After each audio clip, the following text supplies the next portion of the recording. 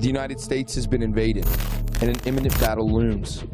The battlefield, an already hallowed ground in the minds and hearts of the American faithful. A place known nationwide as the Mecca, whose name echoes through the hills from the mouths of ravenous residents. This battle will not be fought with arms, but it will truly be a world war. This is Motocross of Nations, and this is RedBud Motocross.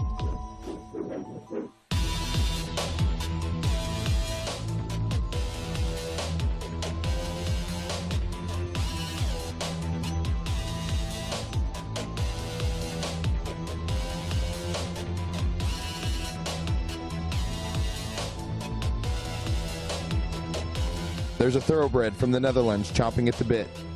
But the Italians have come to ride too, and don't count out the revitalized Germans either. The lines have been drawn and strategies set. Tomac, Hurlings, Roxon, Cairoli, Paulin, the United States, France, Italy, Netherlands, Germany. RedBud Motocross welcomes the world, and we welcome you to RaceDay Live.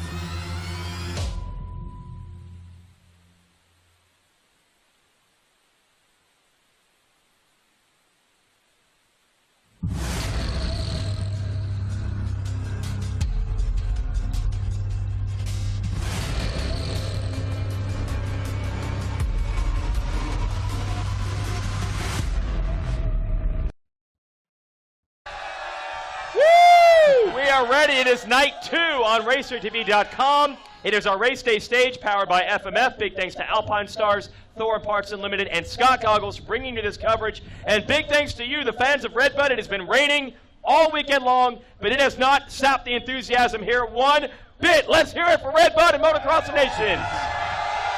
Yes. Jam-packed night. We're going to have our pit bike of nations behind us. That'll be coming up in a little over an hour. Jason Wygant joined by Matt Megawatt Watson, a sworn, signed, sealed, delivered Team USA superfan. Roger, you're the one announcing all the GPs. You've been announcing the Motocross of Nations for a long, long, long time. Shake my hand.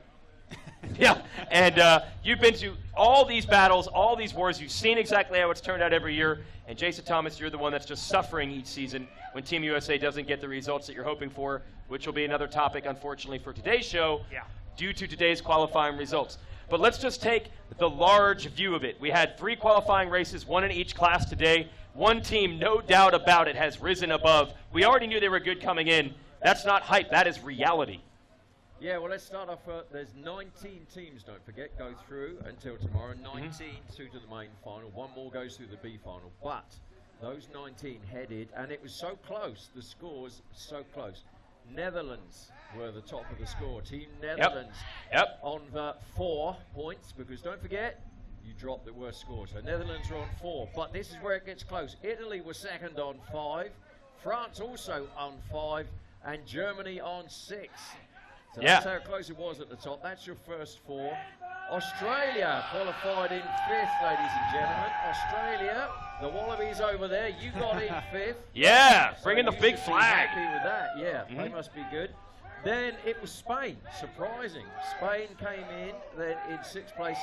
7th, Great Britain over there, wherever you are, GB fans, we were 7th. Okay. So we got that one in. Switzerland in 8th, and then in 9th, it was... Team USA, 9th. And honestly, I am shocked, okay? They're pumped. I am shocked that it somehow even worked out to be a 9th place, JT, because literally everything that could have gone wrong has gone wrong today. Yeah, you know, it's 9th on paper, but when you really look at it, it could have very easily, and ifs and buts and all that, I get it, but it could have very easily been a 4-1-2 day. Yeah. You know, it could have been, right? And I get it, and that's not how the world works, and we crashed, and we broke, and all kinds of stuff. But if you really analyze what happened, the speed, the pace, what the results could have been, it's not that bad. We should have been right in the mix with a 1-2 score, you know, right in the mix with Netherlands and France. Yeah, there was chaos from the very first race that we had today. By the way, today's racing does not count for the overall. It's just to determine gate picks for tomorrow and who even qualifies for the event. And shout out to our buddies over there from Ireland. Ireland is in. They are in the A-Main. No B final for you this year. You scraped in 19th and final qualifier, so no B final for the Irish for a long, first time in a long time. Yeah, year after year having to sweat it out in the B final. But in the very first race, Megawatt, right off the rip, we had two of the big hitters down in the first turn, Jeffrey Hurlings, Clement DeSalle, and that kind of set the table for a very chaotic day. Yeah, chaotic to say the least, Weege. And I have to agree with JT. Things could have turned out way worse for Team USA, no question about it. But when you talk about starting MX of Nations 2018 with Herlings down in the first turn, Tomac buried in about 8th or 9th place, and then after 10 minutes into this thing, no progress from Tomac, and then he disappears. We're trying to reach on the radio. Mr. C can't find out where he's at. We can't see. We don't have a camera in that area. And then all of a sudden, you know, we get the news. So with that being said, Herlings goes down, gets up, blasts back to the front, as we knew he would. Little unexpected, went into the pits, you know, grabbed some goggles and this and that. But as we knew, the missile came out on a mission, man. And I got to tell you, no question, fastest man on the track today. Fastest man on the track at any given time, anywhere. But tomorrow's another day, as Jason Thomas said.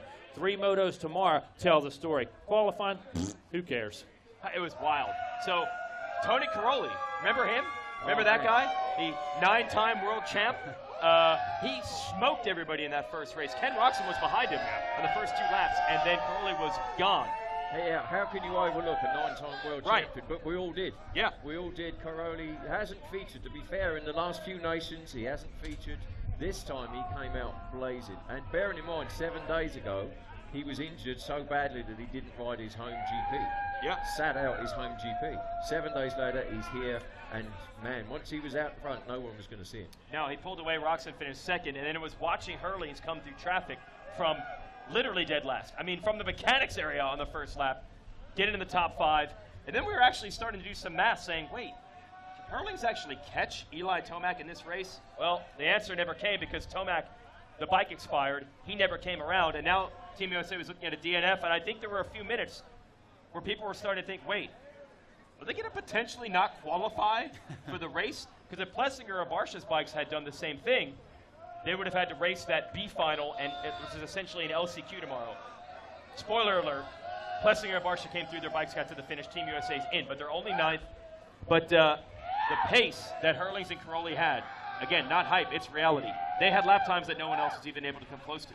We've seen it all year in the GPs, and with respect to DeSalle, to Febvre, to Geiser, all of these guys who are faster than ever they've been, they're 20 seconds behind Caroli and Hurlings all year. You know, it's another level, and we've been seeing it all year, so it's not a surprise to us Europeans.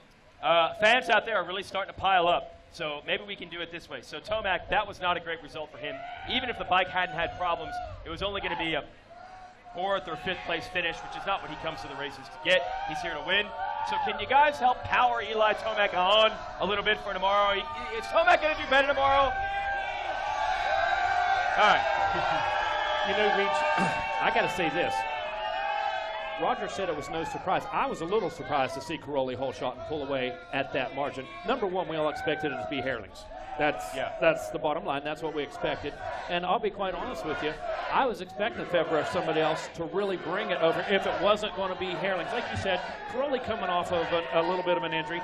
He has been a super class act. I've been watching all the rounds over there. But it caught me by surprise because typically at all the MX of Nations I've been to live, he hasn't performed up to his best potential by no means. And for him to pull away by that kind of gap today. Also, you said a lot of those Saturday qualifying races, Caroli doesn't normally bring his best stuff all the time, but he certainly did today. I think it proves 2 things. The main thing is a benefit of a start. Caroli got the start today, makes life a whole lot easier. On that track. And you know, when you look at it, as you said, that's been the dynamic. Jeffrey and Tony running away every single time. I think you would have seen the same thing if Jeffrey and Tony get out front. They would have battled. We've seen Jeffrey win that battle as of late especially. I think that the track really played a big role today. Those conditions are not that common for the USA races. We get mud, but we don't get that thick sand that we saw today, which if you go to Belgium in the wintertime, all the training grounds that these guys ride on, they're in those conditions quite a bit. You know, anywhere in the Netherlands in the wintertime, they're riding sand just like this. So when you watch Jeffrey, when you watch Quinn Coldenhoff, they look at home. They look very comfortable. This is just another day at the office for those guys. We could see Eli. Justin looked pretty good. Aaron made the big mistake and went down. But you just saw the conditions, I think, plague them a little bit more than the Euro guys. So I think it'll be very interesting tonight. See how much rain we get. How does the track shape up? Is it more muddy? Is it because if it's that same muddy mix where you still go fast, but it's soft sand, that's going to really play into the Euro hands, and we're going to have a tough fight on our hands. I think tomorrow, though, is another day. You need 3 good scores tomorrow. We know Plessinger did good today. We know Barsha did good today. We know Tomac's going to be better tomorrow. Yeah. So you know that. If they can get a start, any one of those, we know it's going to be a different story tomorrow. It is interesting, the track. So we had all this rain. It was already raining coming into the event. It was raining for 2 weeks, I heard, here in the Michigan area. Then it rained a lot last night. I was shocked how good the track looked, JT, when they actually got out there. It really wasn't that bad. No, it was much better than I think everyone expected. Yes. But it's that weird mix, as I said, very similar to WW Ranch last year on Saturday. And we saw it was very soft. It was very Euro, if that's a term we can use. Tomac struggled. He did not look like himself on Saturday last year at the USGP. Sunday comes around, the track's firmer, it's a bit harder. He comes out, he wins the first moto convincingly, right? So if we can somehow dodge weather, the track improves, I think maybe Tomac improves too. If nothing else, he gets to hit the reset button, look at what he did. I'm sure he's not happy with his ride, regardless of he's not going to look back at that ride and say, yeah, I rode well. Get to hit the reset button, come out, and change things tomorrow. Okay, so that was the MXGP race. A lot of pressure then, with Tomac taking basically a 0 score in that. Plessinger has to get the job done in the second race, and he did. He got out front. It was a great battle early on. He had four big hitters in that class, and they all brought it. It was awesome to see Hunter Lawrence battling him, Dylan Ferrandis. Plessinger starts to move away, and then he goes down. I got a little intel. I talked to his dad. It started to rain during their moto, and he was barely able to see. He said he thought he was in the right ride. He picked the wrong one. He cross-rutted, and he landed pretty hard and ended up off the side of the track. I think he took 11th in that race. Yeah. So what looked like it was going to be a nice rebound for Team USA turned into an 11th place finish. And I will say that although Plessinger is normally great in the mud, it's different mud. Here when we get mud, it's rutted, really bad ruts, and that is where he absolutely excels. This didn't have the ruts that we saw at RedBud in July. That's what I was alluding to. These conditions were very unique. These aren't conditions we typically see. If we see mud like Unadilla, we see it's mud. Hard mud, water, lots of ruts. This was a very deep sand because of all the new soil they brought in. So I think that's going to be a learning process throughout the weekend too. I'm hoping that we have a big overnight improvement as they see conditions improve, but who knows what's going to happen with this rain tonight. They're calling for heavy rain. Everything could change come sunrise. I took 2 things from that race. I knew Hunter Lawrence would bring it. There was no doubt about that. Really? I knew Hunter Lawrence would be there from start to finish. But I'm a little surprised the new champ, Puerto, I believe Puerto started in 6th, made 1 pass now. I think he had a bike issue, though. There was something going on with him. I got to wonder, JT. That's why I brought it up. So maybe you guys know something I didn't know. Expected from the world champion. I'm thinking he's overhyped to number 1, come to America. Number 2, he's going to face off with AP, which everybody's talked about. Motivated. And there was really no reason to just qualify. He was going to come and set a tone, And sure enough, Hunter Lawrence brought it. Knew he would. And just didn't really get to see that develop. Now, JT tells me probably a bike problem because I did notice a few exits of some corners. Well, and he was pushing the bike to the line really late, like later than he should have been. There was something going on. As we know, Prado is one of the best starters we've seen in recent history, especially in the MX2 class. So for him to get a poor start, I noticed something on the television screen happening with him late, so maybe one of our guests will have some insight on that, but it definitely wasn't a smooth moto for him from start to finish. So I think we'll see an improvement from him. I would not be surprised if he's up front on every start tomorrow for his class. Okay, so that was our MX2, and we're going to go to a commercial break. We'll wrap up our open moto, which came up next, and we'll even have highlights from racing today. So stay with us. We're just getting started here on RacerTV.com. Scott, defend your vision. Monster, unleash the beast. And Maxxis, we develop premium tires that turn our lifelong customer passions into performance.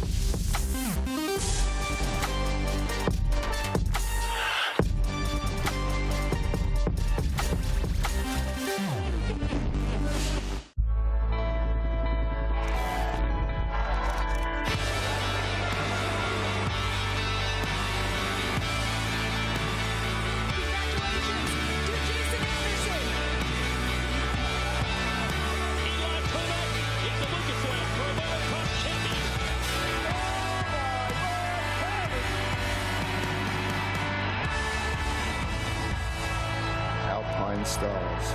One goal, one vision.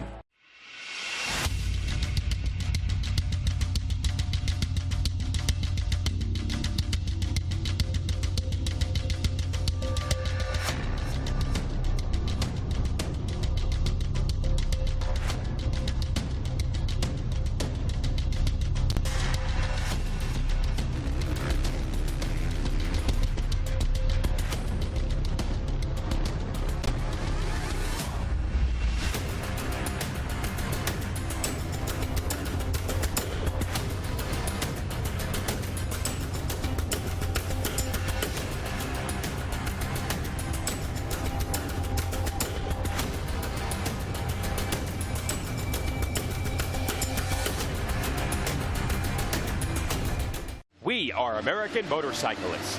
We are members of the American Motorcyclist Association. Racers, fans, and crew. We come together for this sport we love, to race together, to grow together. We start young and not so young. We race motorcycles and ATVs. We become friends, we become family. We compete for weekend bragging rights and national championships. We make memories on the toughest off-road courses in the country and on the best motocross tracks in the world. Some of us aspire to the speed and poise of road racing or the fierce competitiveness of American flat track. And we honor our greatest champions in the AMA Motorcycle Hall of Fame. Through it all, we cheer. We win and we lose. We are racing. We are the AMA. Race with us. Be part of the greatest sport in the world. Be an American motorcyclist. Join us today at www.amajoin.com/join-now. Welcome back to the show. Can you folks behind us, can you bring it? Bring it! All right. We've flipped the desk around. We've got the fans behind us now, so you can see the rowdies here at RedBud. We're just getting started with our 5-hour show. We are joined, of course, by Megawatt, Matt Watson, and Jason Thomas, Jason Wygant, and the president of the American Motorcyclist Association, Rob Dingman. What is happening? And you have brought a special gift. We have the Chamberlain Trophy in our midst. That's right. It's great to have the Chamberlain Trophy. We're hoping to take that home with us tomorrow. Yep. It'd be great to have again back in our possession. Now, the racing is obviously a huge thing, and that's what we're going to analyze for the next couple of hours. But what is this event like, just from a perspective of the AMA, to get all the dignitaries from all the motorcycle federations around the world? I'm sure you don't meet up very often. So what is the atmosphere like, just from a business perspective? That's right. I mean, it's great to have all of our counterparts from around the world here. Yeah. You know, I've got my counterparts that I work with through the FIM. Yep. It's great to have them here and interact with them and be able to, talk a little trash with them as well. Oh, okay. So that's always fun. Does that happen? There is Absolutely, a little bit of... that okay. happens. Yeah, it goes on kind of leading up. There's a lot of emails back and forth. So, our team's got to do us proud so we can make good on some of that trash talk. A little more pressure on their shoulders. Yeah, Well, I got right. bad news for you, Rob. Today, as we were saying, it was rough on Team USA. So is there a rebound in store? Absolutely. There's Okay. always a rebound. Today was a tough day. Yeah. But, it's sloppy conditions out there. Anything can happen in the mud, as you well know. We've got, 3 great riders who like riding in the mud, and I think they'll turn around and rally tomorrow, and we'll be in good shape. Team USA has gone through all these ups and downs. There are years where riders are begging to be on the team, and they won every year. There's years where they don't win, and riders don't want to go because we have a long season. It seems like having the event here has really ramped up the enthusiasm for all parts of Team USA. Absolutely. I think that makes such a big difference here to have it on our soil. Yeah.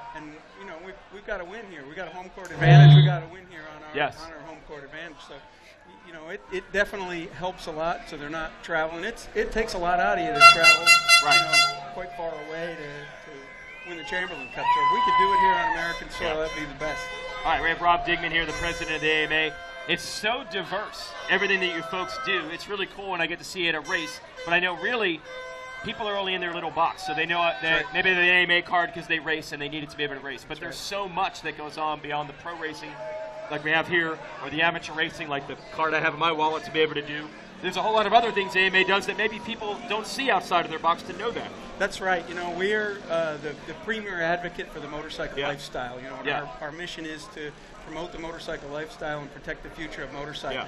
And everything else we do is kind of a means to that end. Even the racing. The racing is a means to grow our membership. You know, we have about 209,000 members, which we need to have a lot more to have more clout in Washington and in state capitals across the country.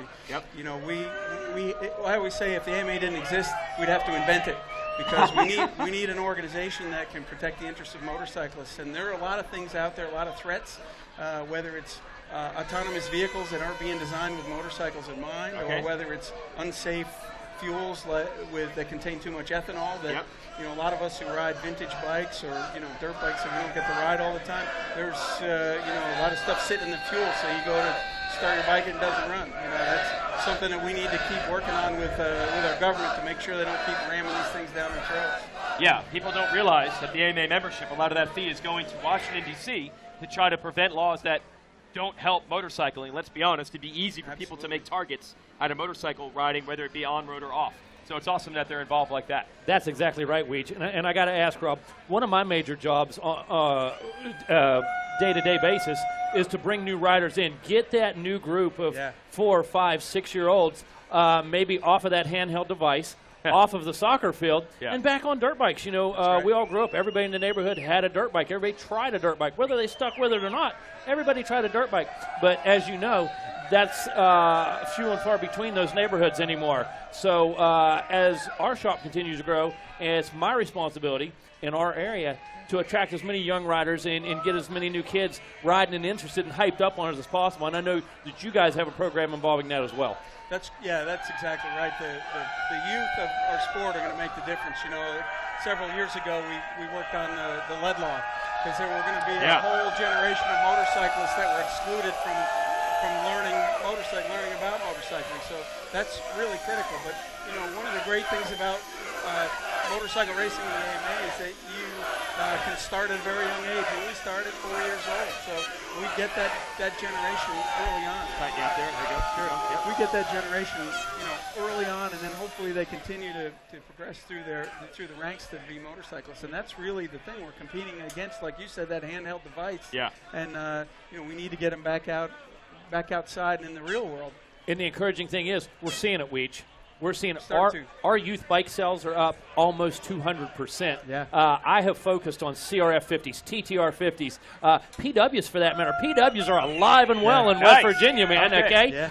It's the ultimate training tool. And the good news is all the hard work's paying off, Weech. We're seeing it. And we're going to see a whole bunch of new riders out here cheering for USA in a couple seasons, dude. Maybe even riding for it. And also with you know, electric bikes, I think that's going to be a real good way to get new people into the sport.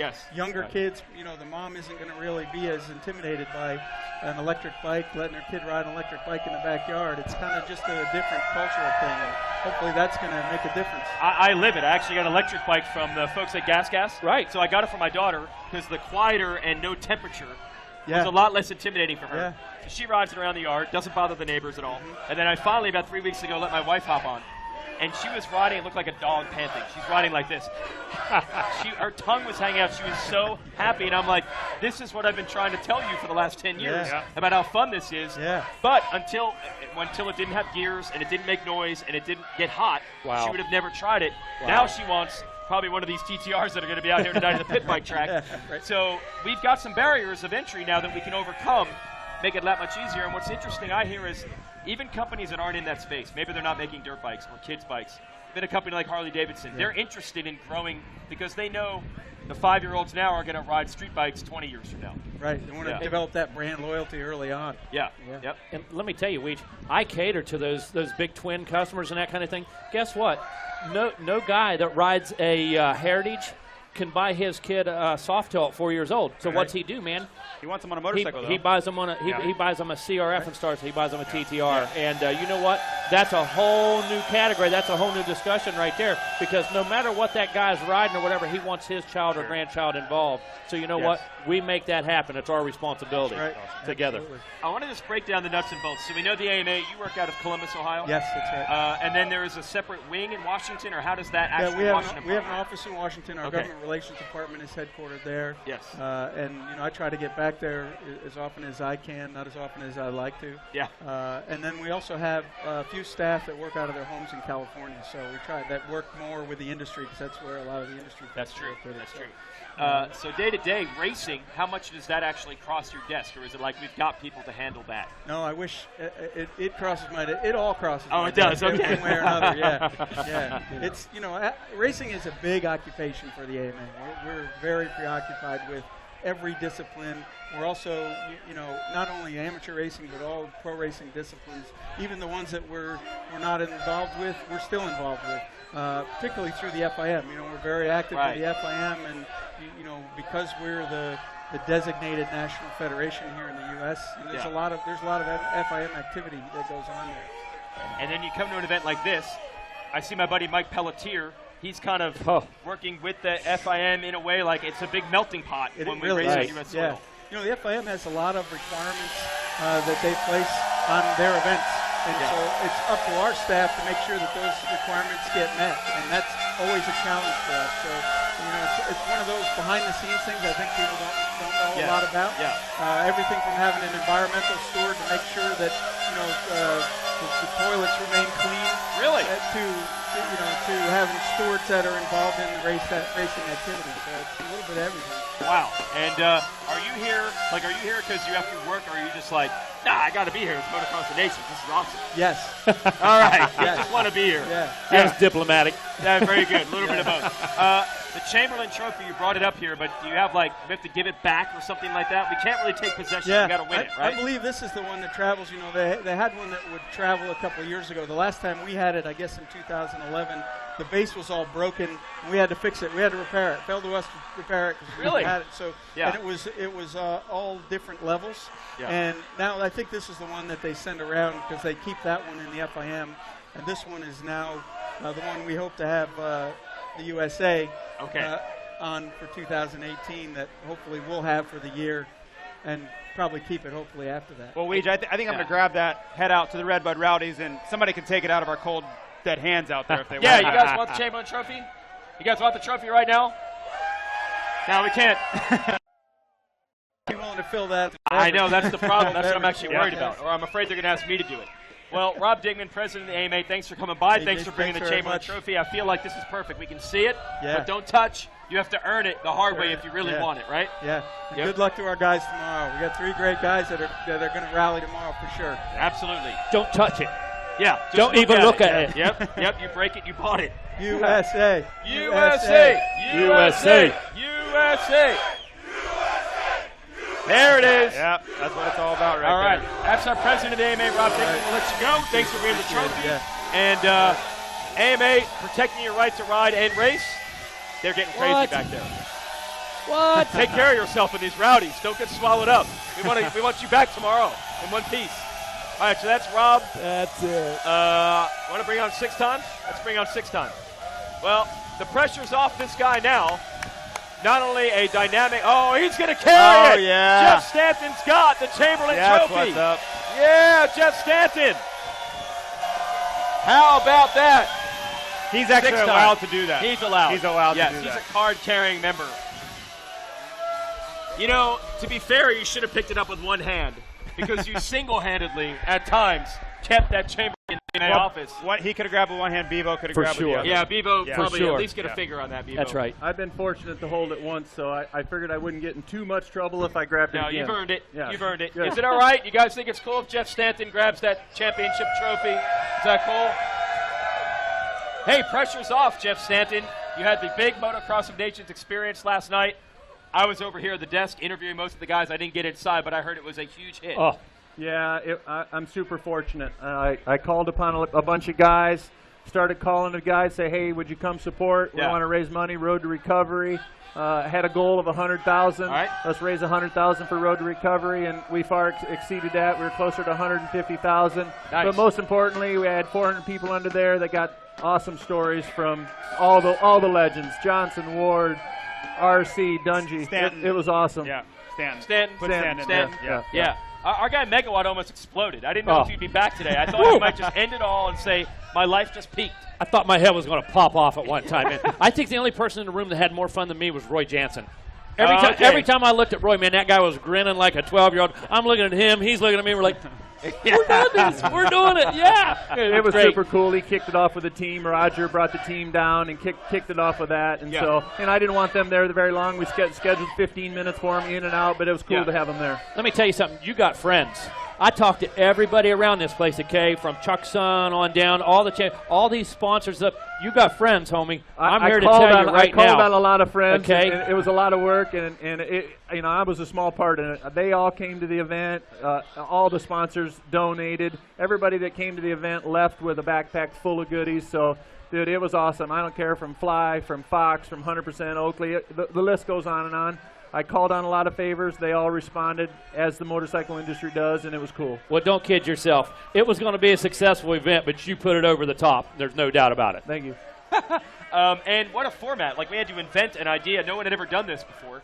So you brought, from what I heard, kind of some 2x2 riders that had a connection, whether they were rivals or friends, to do some bench racing in front of the crowd. Yeah, it was cool. We brought up Fro and RC. You know, they're buddies. They get along, and so they each told stories and asked questions about each other. And Ron Lachine and Rick Johnson, we kind of paired them up, and they each was able to kind of interview each other and tell stories. Dude, it was awesome. Yep. Credit Bitus for that. Honestly, that was kind of Bitus's idea, because we had a lot of time. We had to tear a tent down by 2 o'clock. Said to start at 10, and that thing had to be shut down at 2. Had a lot of stuff to do, so. Bring up teammates. Well, bringing up teammates really involved in them storytelling, which is what we wanted. And credit Rob Bitus for that. But I got to tell you, Jeff, how special was it to have Brock Glover and David Bailey sitting there? Yeah. And, Brock showing his admiration and respect for David Bailey, man. He did. You don't want to give Brock the microphone for too long. No. You're not getting it back. No, you're not getting it back. So I was up there like, when he asked for a chair, I got nervous. Yeah, but hey, to have David Bailey and Doug Henry come back, okay, we're in chairs, okay, we're dealing with 40,000 people. Now we're dealing with mud. So for me to call them and them to say, oh, absolutely, not even Whipper, that meant a ton to me. And so it was an honor to have David and Doug both here. I venture to say there'll never be that many legends. There'll never be that many heroes, icons, and pioneers.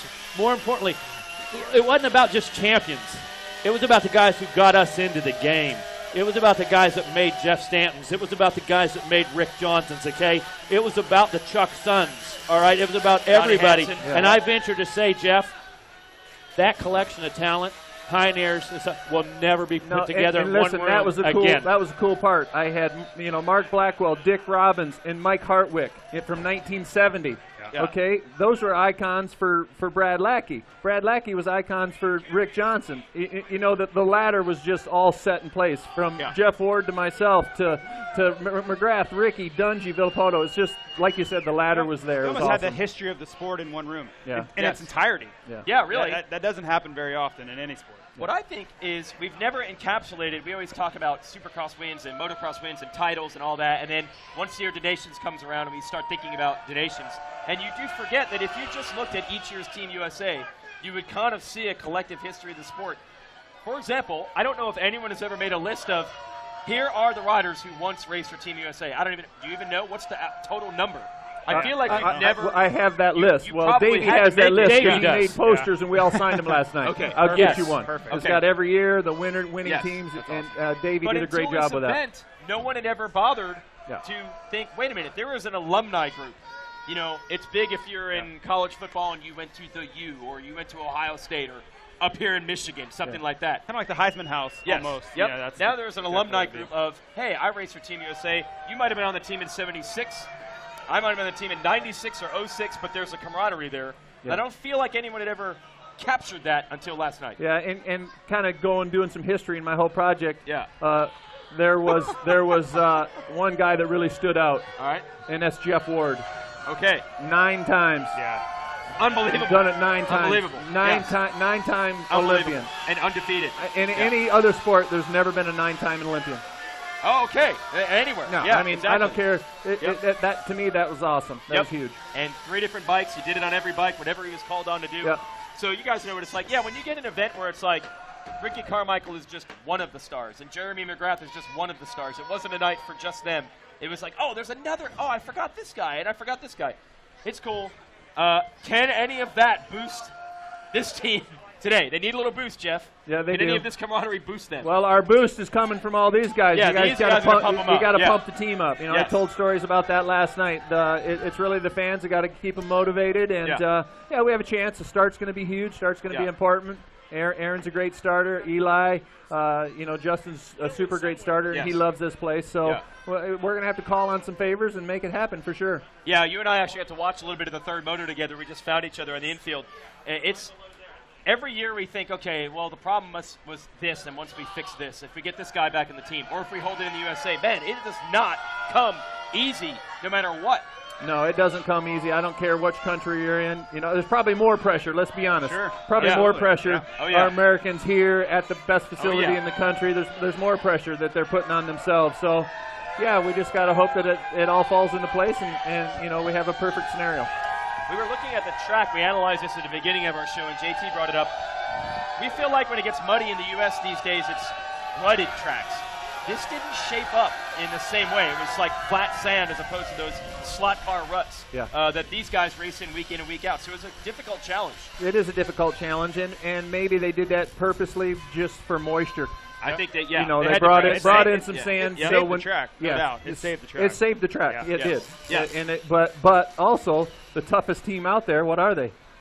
The sand Risers. Yeah, so Dutchmen. It's a double-edged sword here. You know, we got a great track for everybody to watch, but it's going to be tough for them. Yeah, you know, as that rain's falling and they're looking at the sand out there, they're just rubbing their hands together. You know that it's playing right into their hands. So it's I think we have the right team for it. It's just going to be one of those days, and you know better than anybody. On Sunday at Motocross of Nations, you have to show up. You have to perform. There just is no way to fake it on Sunday at Motocross of Nations. For sure. Yeah, you got to perform, and you can't give up.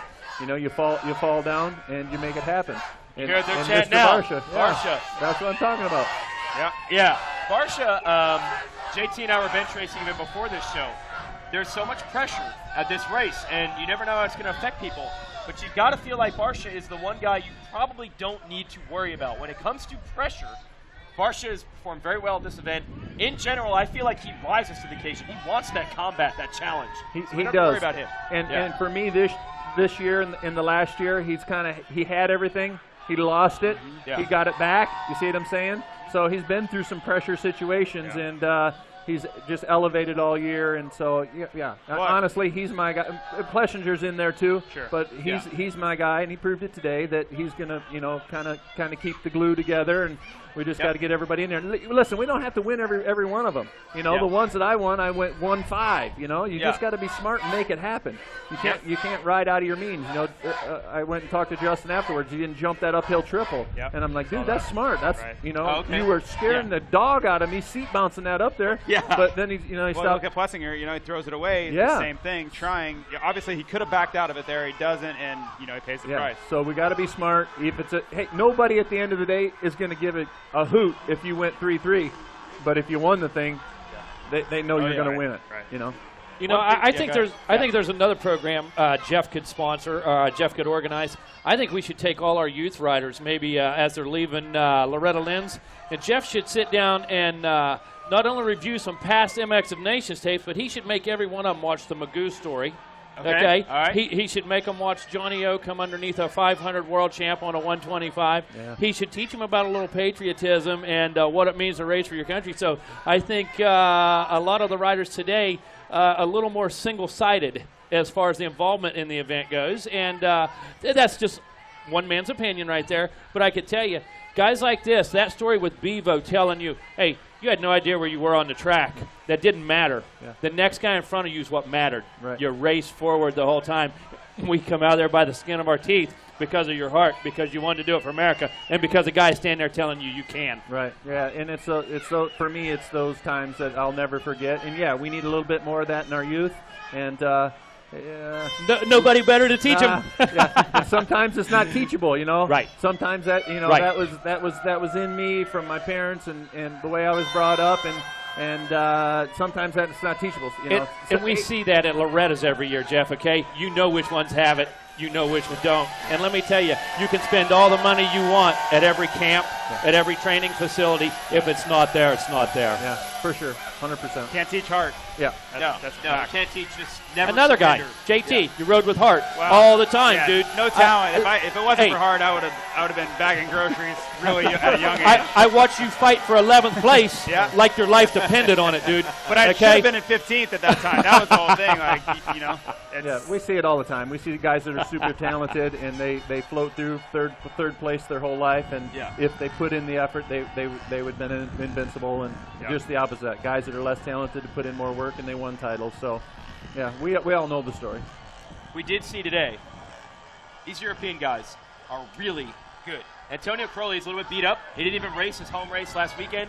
No one knew exactly what to expect from him. Dude, he was on fire. And our buddy Roger from the announcers tower, who covers the GP, said he doesn't even know he sent it on Saturday. He might even have even more on Sunday. It was a riding clinic for Hurling. And today. injured. He Yes. didn't even ride the last GP Yeah. because he was injured. Yeah. But you put him on conditions like that. You give him the start. You put him, he can't see Hurlings anywhere, right? He's nowhere to be seen. Gone. Yeah. Perfect situation for Tony to run away. So I was a little surprised that he was able to gap Kenny like that. That was impressive pace he put on. Yeah. But as Megawatt said, tomorrow, new day, everything changes. If Tony starts 15th, doesn't get off the line good. We saw Eli spin really bad out the gate. If Tony does that, everything changes because the track's going to be very difficult to pass on as it was today. There's going to be one good line. We saw that with Tomac. We saw Justin get behind Glenn Coldenhoff several times, can't make a move. So that's going to play out. I can't stress enough, and 6 times said it, the start is going to be super critical tomorrow. But did the Hurlings come through? Oh, He did. But I know what you're you're saying, right. and I agree 100%, JT. Yeah. But We're talking about humans. some guys We're are talking going to about make humans. Yeah, some guys are going to make I it always happen. say, if you can go 30% faster on every section of the track, you can go Right, anywhere right, you want right, and right. make passes. Yeah. That Listen. was amazing. It took all I could do to call Stephen Everts the best one time. Okay, it took Okay. everything in me to say that, all right? Because at the time, number 259 was the fastest man on, number 7 was the fastest man on the planet at that time. But you know what? Stephen Everts became the man. Yeah. Okay, there was nobody over here that could challenge Stephen. Stephen beat the number 7 handily, and I believe Matterley Basin, was it? Yes, and yeah. let me tell you something. The bottom line is, as much as I hate to say it, the fastest man right now in the game is Herlings, but there's more to it than speed, as Jeff indicated. There's more to it. We have a 3-moto system for a reason. Nobody's going to luck into this thing, JT. Yeah, and I'm not ready to hand it over to Jeffrey yet. I think Right. Certain conditions. This is Jeffrey's Right. playground. Exactly. A track like today, yeah, I would be hard pressed to find somebody that's going to beat Jeffrey on a track like that. But as we know, in a world championship, there's tracks all over the country. On UI's good days, we saw it 4 seconds a lap better than the field. That stuff doesn't happen very often. So I'm just hoping we get a fair race and we get our best chance to win tomorrow. If everything goes well, our bikes don't break, that's what I want to see. All right, we're going to let Jeff Stanton go. Thanks for coming by. Only guy here tough enough to just run T-shirt. You don't care. Tough as it It's all comes. good. Thanks Yeah. to everybody. All right. Have a great day. Let's hear it for Jeff Stanton, everybody. 6 time. Thank you, Jeff. I believe we're taking a quick break here on Racer TV, and then we will be back with more Pit Bike Nations coming up. We got more guests as well, so this is going to be an awesome show tonight, and of course an awesome crowd as well. RaceRex came out and gave everybody seats coming. We'll be right back. The RedBud Race Day Show is brought to you by Scott, Defend Your Vision, Monster, Unleash the Beast, and Maxxis. We develop premium tires that turn our lifelong customer passions into performance.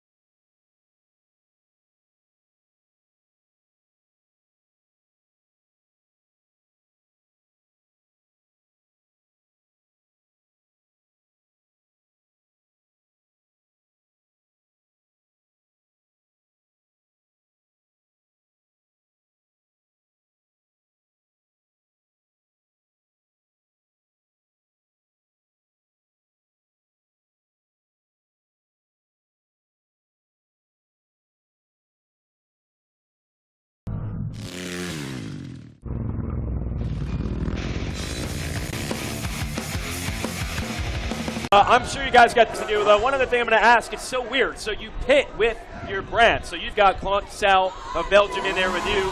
You've got Dylan Ferrandis, who's your teammate normally, who you're battling in your moto, and you're lined up next to him on the start under your truck. You've got the Yamaha guys in with you. So how does that actually all break down? Are you actually hanging out with those dudes, or are you mean mugging the whole time? How does that work? We just do our thing. Yeah. We're here to do Just a job. focus on your deal. Yeah. We're not making buddies with anyone, that's No. for sure. Okay. Yeah, we're here to, we help out the guys. Our teams are, we have great teams, but, for us to get together after at Alpine Stars after the race and have some dinner and debrief a little bit, talk about things, and, we all have the same goal in mind, and that's to win this event, and we have the team to do it. We had a little tough luck today, but I'm glad it was today. Okay, there's the Chamberlain Trophy right there. Look at it. Focus on that. Let's send Team USA a big welcome. Let's send them off. Team USA, everybody. Oh, my God. Unbelievable. Thank you, guys. Thanks for stopping by. Thank you. Thank you. Good luck tomorrow. That's Eli Tomac, Justin Barsha, and Aaron Plessinger. That is unreal, this crowd response. I don't think we've ever seen anything quite like that in American motocross. We had the donations at Unadilla. We had the donations. You can sit right here, Mega. We had the donations at Budds Creek. We had the donations at Thunder Valley. But we didn't have a show like this designed to corral these fans in and give the riders the proper send-off to get fired up. So if anybody's bummed about how things worked out today, you can erase that, because these fans are certainly going to help take care of it with that unbelievable crowd response. So we got Jason Thomas and Megawatt back on here. That is awesome for those guys, first of all, to give us some time, because... Think anybody's behind them? Yeah, I think they got some backers. Yeah, I think they got some backers. That was unbelievable. Like you said, Weege, those guys are ready to go to bed. I know that they've got an agenda, and absolutely we know what that agenda is.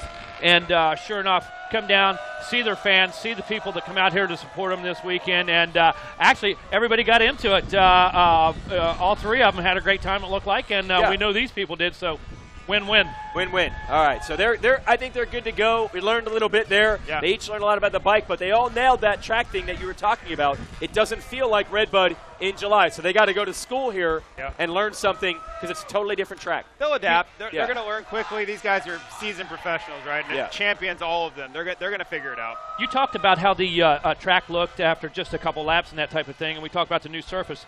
Well, what's interesting is when you say this is European style, this is not a sugar sand that we see at Southwick or whatever that parts with the front wheel. And this is a granular sand that stacks and packs is what it does. And you have to find a way to get on top of it.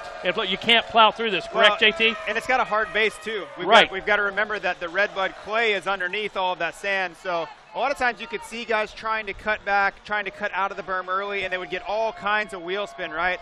And they're getting underneath that base, and they're in deep sand, so their RPMs are up, and then they hit the hard base, and they're breaking loose. So there's definitely a transition going on. I think our guys learned a lot today about the track, about their bikes. As you said, we've seen this time and time again. I would go back to Majora 2 years ago. USA had a horrible Saturday, horrible. I don't even think I slept that night because we just had such a bad outing. Yeah. Sunday morning, okay, we didn't win. Completely new team. Coulda, shoulda, woulda. Absolutely. Won that one. We were there to race on Sunday, and I think these guys are going to rebound and come out just like that tomorrow. And they got this to help keep them fired up. How do you not race on pure adrenaline with people like that screaming? It's unbelievable. Yeah. All the way around the track. All the way around the track. It was. Yeah. And it's a little bonus. Now, look, there is another Team USA, in a way, out here. Although the dream might be over.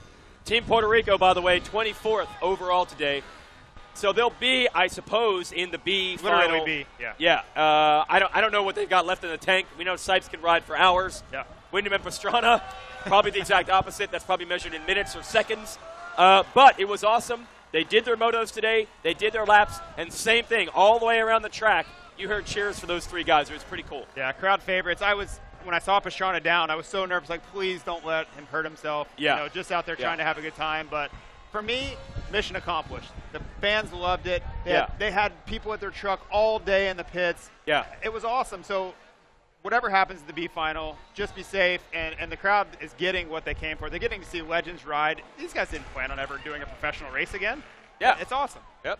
If you guys witnessed the team intro yesterday, on the starting paddock? What? No, I didn't. I was down here. What if happened? you guys witnessed that, and if you missed that, you probably missed the dinner last night with the champions. But I want to tell you, if there's any doubt in your mind who the most popular dirt bike rider in the world is, all you have to do is number watch. 51 today. All you have to do is watch the crowd and the media respond to this guy. Number one, we couldn't get that truck to move up there yesterday with Team Puerto Rico in the back of it. And, you know, we had some really important people last night in that dinner, but I want to tell you, when Wyndham and Pastrana sat down on that stage, JT, as you know, everybody got out of their seats, crowded as close as they could, and hung on every word the young man had to say. So if there's any doubt in your mind on who the most popular dirt bike rider in the world, let me answer that for you right now. Travis Pastrana. Well, you know the great thing about Pastrana, and I love this about him because you don't have to be a motorcycle person to know about Travis Pastrana. Yeah, right. I can go to a grocery store, I can go to a mall, I can be on an airplane, and I say, do you know who Travis Pastrana is? Absolutely I do. That is such a great crossover person. You add his talent, the things he's accomplished, and then you add his personality and him as a person. Yeah. It's unbelievable what he's done for this sport. Yeah, for everyone else, this event is bigger than them. This is Motocross the Nations. You can be overwhelmed by this crowd. I don't care if you were Stefan Everts in his prime, or Ricky Carmichael in his prime, or Rick Johnson in his prime. This event is bigger than any one rider. You can make the argument that Travis Pastrana is the only person that was actually bringing attention to this event that the world didn't even know about. Right. So it was awesome, and they did it. They did their laps. We did see him go down. Yeah. I know there's basically nothing holding his knee together, so he hobbled when he got up. And by the way, he was on an RM250. I would think deep, wet, heavy sand, accentuating the negatives of that motorcycle. I felt bad for the motorcycle. I really did. There's a tear streaming down my cheek watching him ring out this RM250. Yes. Yeah. What's happening on the pit bike track right now, Weege? I don't even know. It's just debauchery out there. We're under siege. The fences have come down. Like yeah, they do. That's true. But at the end of the day, we're here to race. And there's no way KW, even though he says he's not going all out, dude, he is going to race. And he is not going to let another country beat him if he has a chance to make it. Yeah, but that's right. Then you have to do 30-minute motos. Are you guys ready for that? Yeah. All right, just bring it on. Let's go. Bring it on. We know you're ready, bro. That's nothing. Yeah, it's nothing. We have one athlete on the team. We're okay, good. yes, one current racer out of 3. But overall, the overall experience, not just here with the fans, your pit area, and while you're on the track, it has to be second to none, the attention and the support and cheers you guys are getting. It's been awesome. All the way around the track is like, you think we're leading and we're Team USA. Like, we can hear everybody around through there. At different spots around the track and around the pits. I mean, it's been constant all day long. People coming in and getting autographs and buying merchandise, which is awesome. It goes towards our efforts in Puerto Rico. So this has been an awesome experience. Yeah, and that's the coolest part.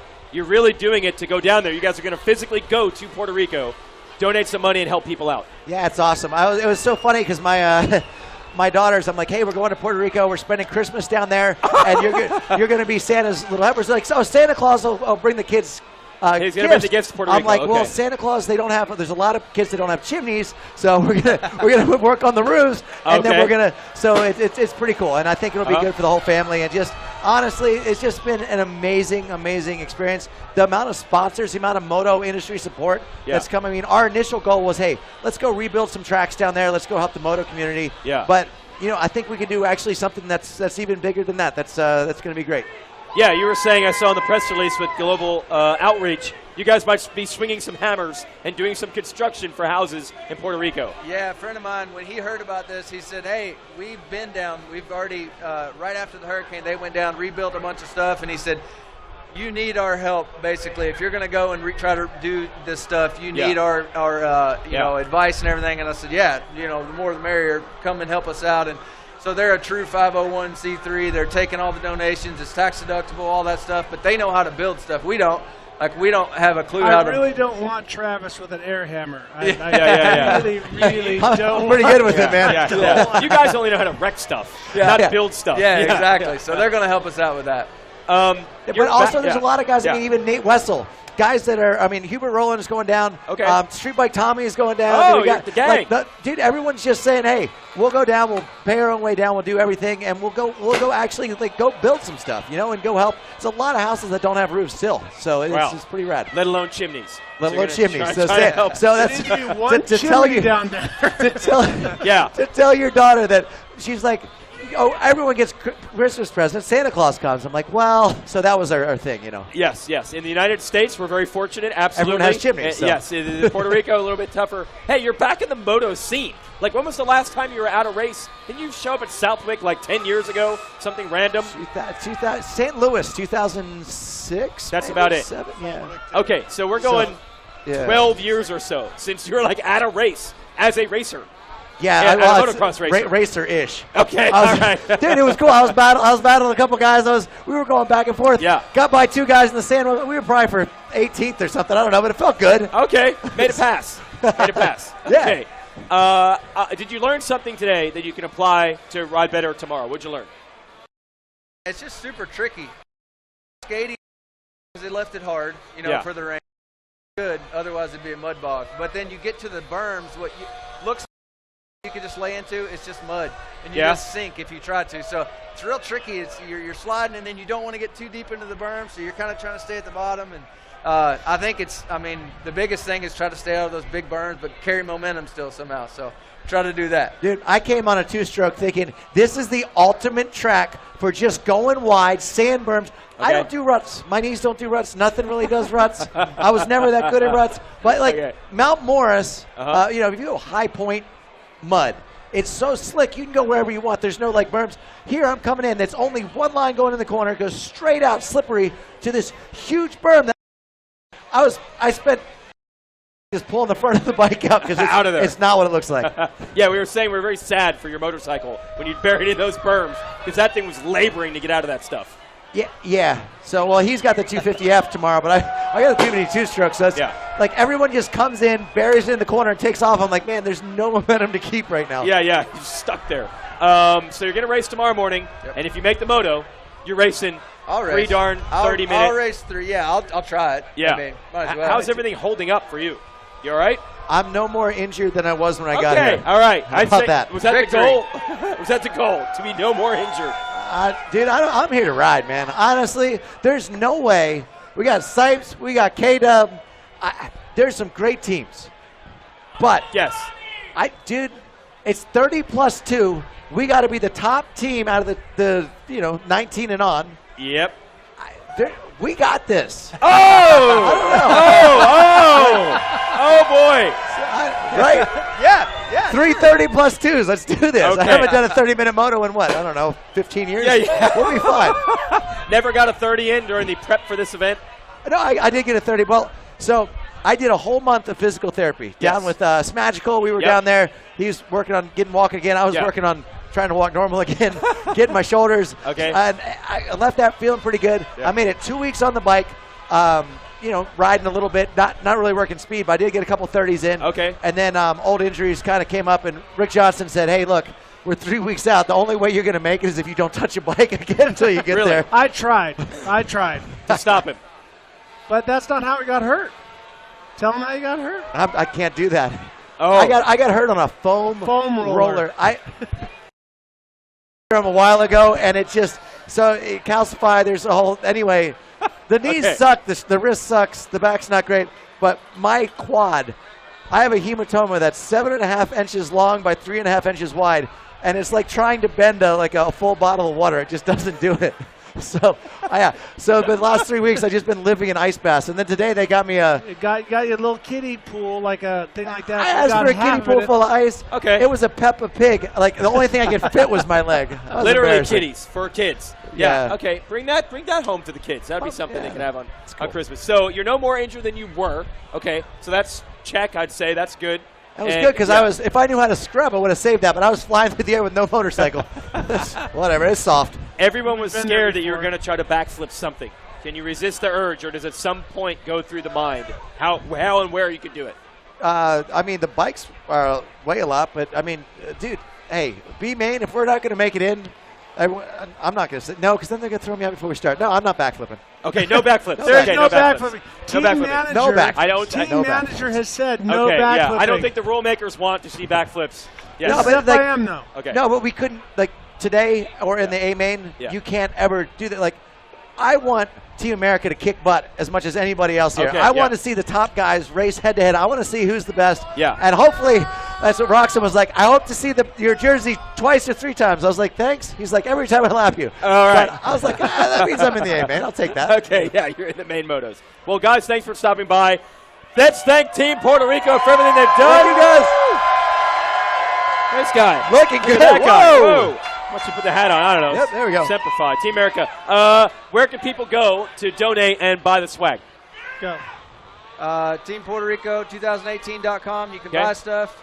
Look up Global Disaster Outreach on Facebook to donate. Yep. Say it one more time. Global Disaster Outreach. Yep. And Team Puerto Rico 2018.com. Yeah, honestly, we had started this thing not even thinking about taking any donations or anything. Like, let's just sell merch and we'll do what we can. Yep. But thanks to you guys, thanks to all the crowd, all the support, man. I think we're actually going to make somewhat of a difference down there. It's going to be rad.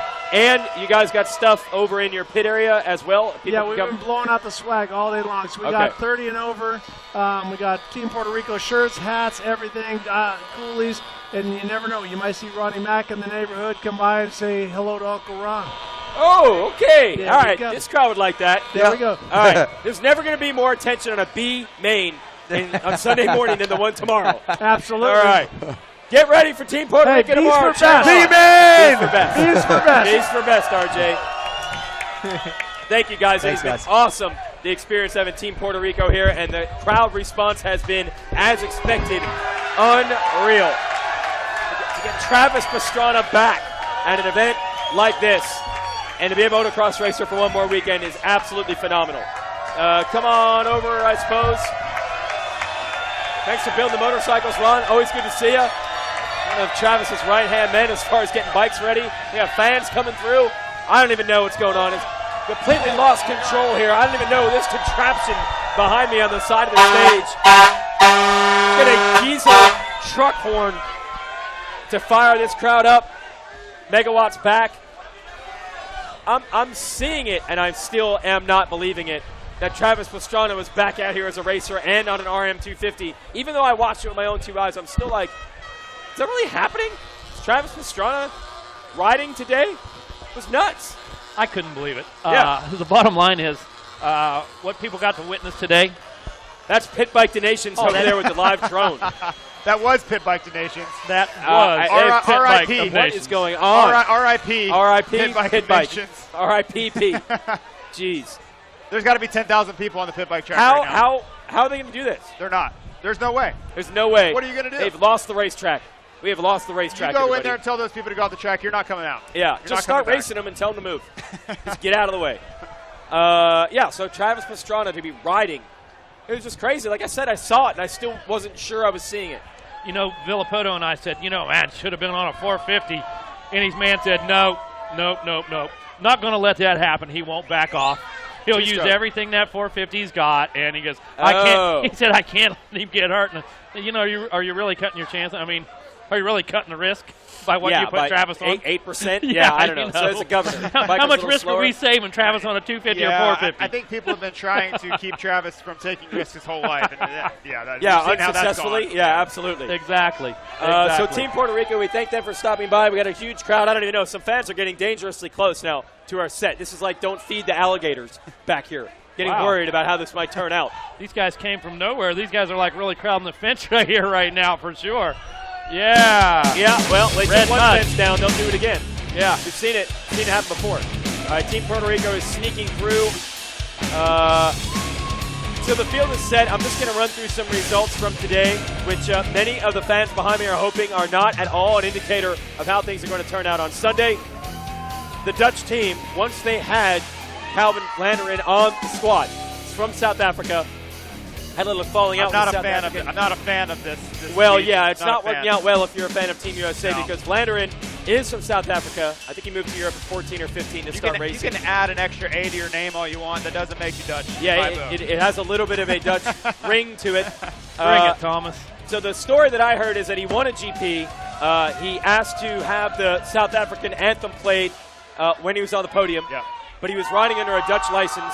He had not asked the South African Federation for permission to play the national anthem. So they sent him a letter asking for him to apologize. And he said, what am I apologizing for? I played your national anthem, my national anthem, when I won a race. He was mad. So he's like, you know what? I'm Dutch. I'm going to be on the Dutch team. So that little falling out has led to a drastic power shift here for Motocross of Nations. He actually struggled a bit. Vlaanderen, he said he had some bike problems actually in his race. He finished 12th. Right behind Plessinger. Yeah, in MX2. So the result wasn't great, but he won a GP this year on the podium multiple times. We know that Colton Hoff and Herlings are usually good at this race, especially the way this track has turned out. So Colton Hoff and Herlings are known commodities. They showed it. Colton Hoff won his moto today, and Herlings came from last to third.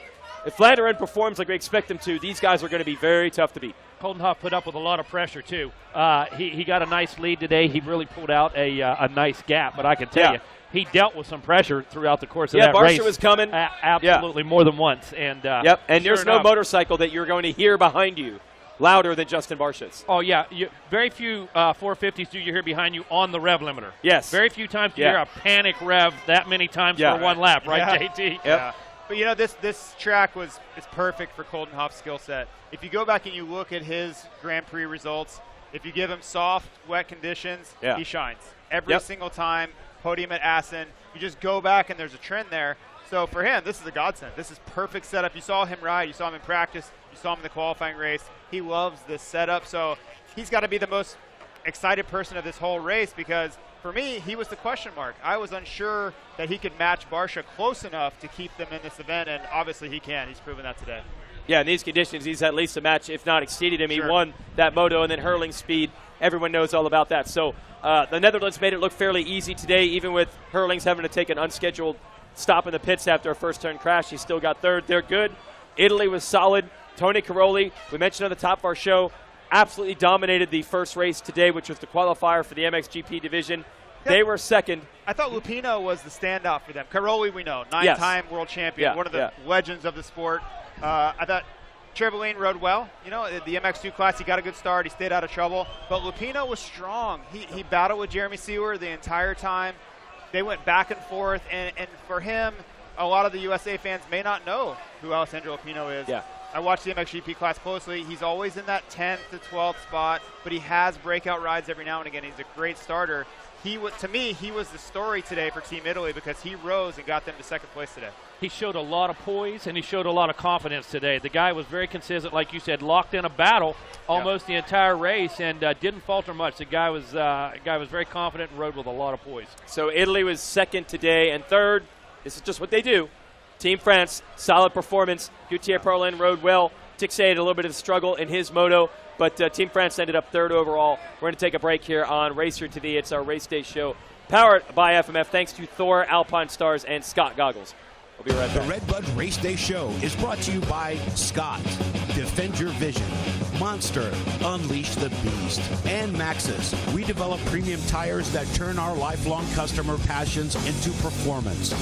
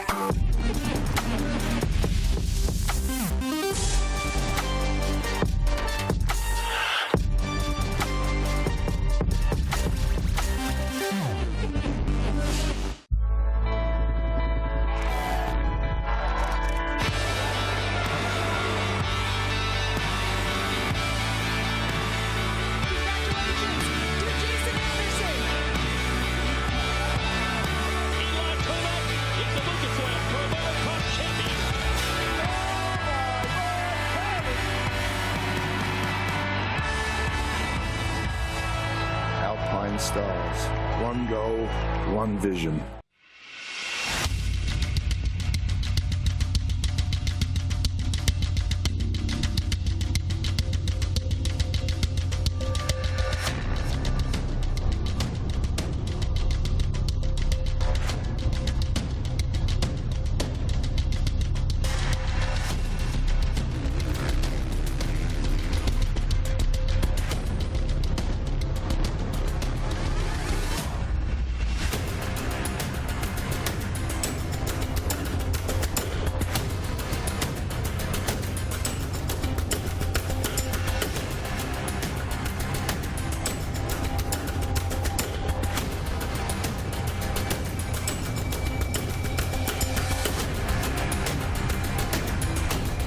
We are American motorcyclists. We are members of the American Motorcyclist Association. Racers, fans, and crew. We come together for this sport we love, to race together, to grow together. We start young and not so young. We race motorcycles and ATVs. We become friends, we become family. We compete for weekend bragging rights and national championships. We make memories on the toughest off-road courses in the country and on the best motocross tracks in the world. Some of us aspire to the speed and poise of road racing or the fierce competitiveness of American flat track. And we honor our greatest champions in the AMA Motorcycle Hall of Fame. Through it all, we cheer, we win, and we lose. We are racing. We are the AMA. Race with us. Be part of the greatest sport in the world. Be an American motorcyclist. Join us today at www.amajoin.com/join-now. We are back here live on RacerTV.com. Thanks for hanging with us. And the crowd's still fired up here at RedBud. Now the fans are right here behind us. By the way, I did a beer bong during the commercial break. I didn't know if I should show that on camera, so I did it during the break. So I'm tuned up. I got to tell you, bro. Well, I got better since when I tried it over there at Washougal. I've really improved, RV. Yeah, it was a little better. Hey, he looked like a pro right there. It looks like somebody tuned he got you a up. bar Yeah, you see the other guy, bro. Somebody tuned the other him guy, up. yeah. Right? Yeah. I've learned a crash is hurt. I'm figuring that out. Crash is he was telling me, damage. he goes, I hit my head so hard. I said, yeah. You know, he was talking about, I've seen stars. He goes, how hard do you have to hit your head to get knocked out? I said, well, it's only a couple times I've gotten knocked out. Yeah. I said, you're just too dumb to get knocked out. Yeah, exactly. Stupid That's hurts. too stupid. Stupid hurts. Yeah, Weege. I feel stupid hurts. now. Gosh. We got Megawatt, and we are joined by the fastest redhead that has ever raced a dirt bike.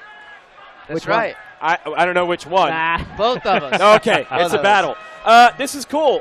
You guys do have some history. You raced on Team USA together. Yep. It was the end of your era and kind of a coming out party for you, and you're on Team USA at the same time. Think about it. That was 2007. 11 years ago. Is that how long ago? Yeah, That is crazy.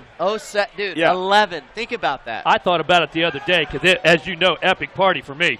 Let me tell you that. Epic party for all of us. Hey, Yes. let me tell you something, man. Right. Woo! Out of control. He was the guy. But- Ryan was the standout guy that day. He led the team without a doubt. I mean, we were talking about it last night. He rode the perfect race. When I think about that race, Ricky, first of all, of course, you know, the perfect start. You know, the whole shot. You know, but I think about you launching that downhill, and you were the only guy using the braking bump most of the race. As a quad, you were using the braking bump as a downside. Am I right or wrong, man? Yeah. And I can tell you this: every time that KX250F landed, I could see the front end stretch about another 10 millimeter, dude. I guarantee if you put that thing on a frame jig at the end of the day, it wouldn't fit, dude. Incredible, dude. No, it was awesome. It was Budds Creek was probably one of my favorite MXONs for sure. I always loved going to race in Europe just because of the fans. Obviously, we're here at RedBud. It's a pretty epic party so far. So, you couldn't. It was couldn't have gone any more perfect for myself that day. What's cool is I've heard you mention that back then it was just a race and it was big and it was cool. And now as you look back on it, now you kind of understand what that really was all about. At the time, it was just something that was happening at the moment. Yeah, you know, you're in the moment, you're racing, you you race there, then you go right back into training and doing your stuff. And as you get older, you know, you look back and you can kind of see, racing was pretty fun. It was really cool. We had a good time at it. I'm happy that I'm retired. Made the decision to retire, but actually the stuff that I've done and accomplished in the sport is pretty cool. I think the older you get, really, and I'll mirror what Ryan says, is I think you just appreciate it a lot more. You know, you talk like going to dealer signings and stuff like that. Might not have been the funnest thing that we did, you know, as a younger rider, but the older you get, you know, you see these dealers over and over and over, and you just appreciate it more. You see them at the dealer conventions, and it's dealers that have been around for 50-plus years, and you're like, oh, I remember you, and like anything, you just appreciate it more. Yeah. I got to tell you, you mentioned those dealer shows. Yeah. And I don't know if you remember or not, but in 02, you saved my ass. Really? We had Team Honda lined up, man, for a Is it in Morgantown? Yes, for we High had Team Point? Honda Okay. lined up. Oh, I remember that. Yeah, I remember that. Holy cow! I get a phone call from Kehoe out of the Clear Blue. We're testing. Yeah. You know, hey, sorry, man, we can't make it. Man, we spent $10,000 in Racer X advertising. You know, see Team Honda. Dude, you got a bad deal. Then. Oh, I can tell you, you got a bad deal. We got a good deal. It was you good. spent $10,000 advertising. Let's in go to your the Racer X hometown? side. Hey, sounds like they got a bad deal. Hey, we got a great deal though. Bring Davey up here. Because Let's talk about it. That's 10 right. minutes after I got the bad news, we got a great deal. I get a phone call from a Florida area code. Was it Scott Taylor? No, it was you. Oh, it was dog. me? Yeah, it was you. And Davey, I called him and I said, man, unbelievable. Team Honda's canceled. I'm in a panic. You know, my boss doesn't even know yet that Team Honda canceled. He had no idea yet. So my ass is about to be in a sling. Dig it? Okay? I'm with you. So sure enough, man, Davey calls you. You call me. Hey, by the time I volunteered to change his flight, he's like, no, Ursula's already got it. I said, well, let us get your car. No, she's taking care of it right now. This guy shows up 1 hour early. As he gets out of the car, RV, the Sharpie's flying, dog, okay? Stayed an hour late, signed every single autograph and every CR and CRF in the shop, man. We had a blast that night. Show. And I'll tell you something, this guy went above and beyond on one of the things you guys hate the most, and that was dealer signings. Yeah. No, period. The older you get, you don't hate it. I mean, it's kind of a thorn in your side Right. when you're racing. Exactly. You know, we get it. It makes It makes. It's cool to do the dealer signings. The kids get it. You know, parents and they get all show up. But you know, I think it's hard to wrap your head around it as an athlete that you get paid to go out and win races, and then that's to be quite honest, doesn't really help your weekend. You know, Right. it's an added thing you have to do. So it makes it a little bit stressful. I always wondered why they did that on the night before the race. Yeah, I know. And it's on a Friday night, so you go to the. I understand from a sales side why they do it, Yes. but from an athlete side, like you want us to go out here, and then we got to eat after that. Keep in mind, it's a Friday night in a huge metropolitan Traffic city. is insane. You can't go anywhere to eat without waiting for an hour. Yeah. But anyhow, and then if you're flying from California to the East Coast, you just right, then you're smoked. 6 hours on a plane. Yeah. I got one for you. So at Bud's Creek 07, I was doing a little TV work. They were showing the GPs in the U.S., but they wanted to have extra U.S. coverage for that particular round. So these guys call me and they're like, hey, can you get interviews with the American guys? Yeah. And I'm like, I don't know, maybe. It's going to be outrageous that weekend. I'll try my best. So we had kind of heard that you were not having the greatest weekend. You were struggling a bit, but I don't think you had fully revealed. Now you said you were struggling bad. Oh, yeah. Now that we know. Yeah. But we could tell you weren't feeling great. And I think you even told your family, like, look, I got to focus on me. It's not going to be party weekend. I just got to try to get through this. And I got my guys banging on me saying, we need like 10 minutes at Ricky. And I'm like, all right, I'll try. I go to Scott Taylor, your guy back then, and he's like, it's up to Ricky. And you're like, I'll hook you up. And you did it. And now that I know, you were apparently feeling horrible all weekend, and you probably didn't want to do 10, 15 minutes more media work, but you did it. Hey, Right. there's actually bad stories, too. All right, there's got to be bad stories. Yeah. They can't all be yeah, good. you probably right? jacked- I mean, probably trust jacked me, some people. there are plenty of Yeah. times when Weege come up and said, hey, I need you for like 5 minutes. I'm like, dude, Blow it forget off. Blow it up, Yeah. blow you off. Yeah, it's like, I'm done with you, bro. You know what? You hit the nail on the head, though. I feel like later in your career you realize, look, I'm going to have to do this stuff whether I like it or not, so I should start liking it. Start liking it. One of the regrets I have Yeah. through my career is I wish I would have spent more time doing media stuff, you know, but obviously my MO. I still think there's a better way that the teams and Right. the media Do it? could be done. I agree with you. I feel like my MO, I can't speak for Ryan, but I feel like we were cut from the same cloth as far as, dude, we let our results do the talking and we were about winning. We didn't give a crap about the rest of the stuff. And I feel like looking back, I wish I would have spent a little more time on marketing myself and spend a little more time. And just making a little extra time to go and kind of do those things. And, right. And not show it on my face. I showed that I was fucking dreading it, type thing. So, right. You did at times. There's no doubt. So but even when you were winning, which was the oddest part, I think that's the part people couldn't square up with. The winning, they would see you winning, and they would not see you loving that part. I'm sure you loved winning, though, dude. It's great. So the winning was great, but it's as Ricky knows, and everybody, all the racers that are racing this weekend, it just doesn't happen, right? It's like there's a whole lot of work that goes into that, and I get it. People go to work for many years. They can't just retire, but it's like we live inside of when you're us, you live inside of a pressure cooker, and I was just talking to a guy today about that. I said, hey, it's I guess our character that I put pressure on myself to win. And really, it's I think there's a way you can go about racing and not feel that way. I think you can go and out of a 17 race series, you don't have to win them all. It's a long battle. You don't have to win every round, but I put the pressure on myself to win every single weekend, and I feel bad if I don't win for my team. But realistically, they hire you to do a job.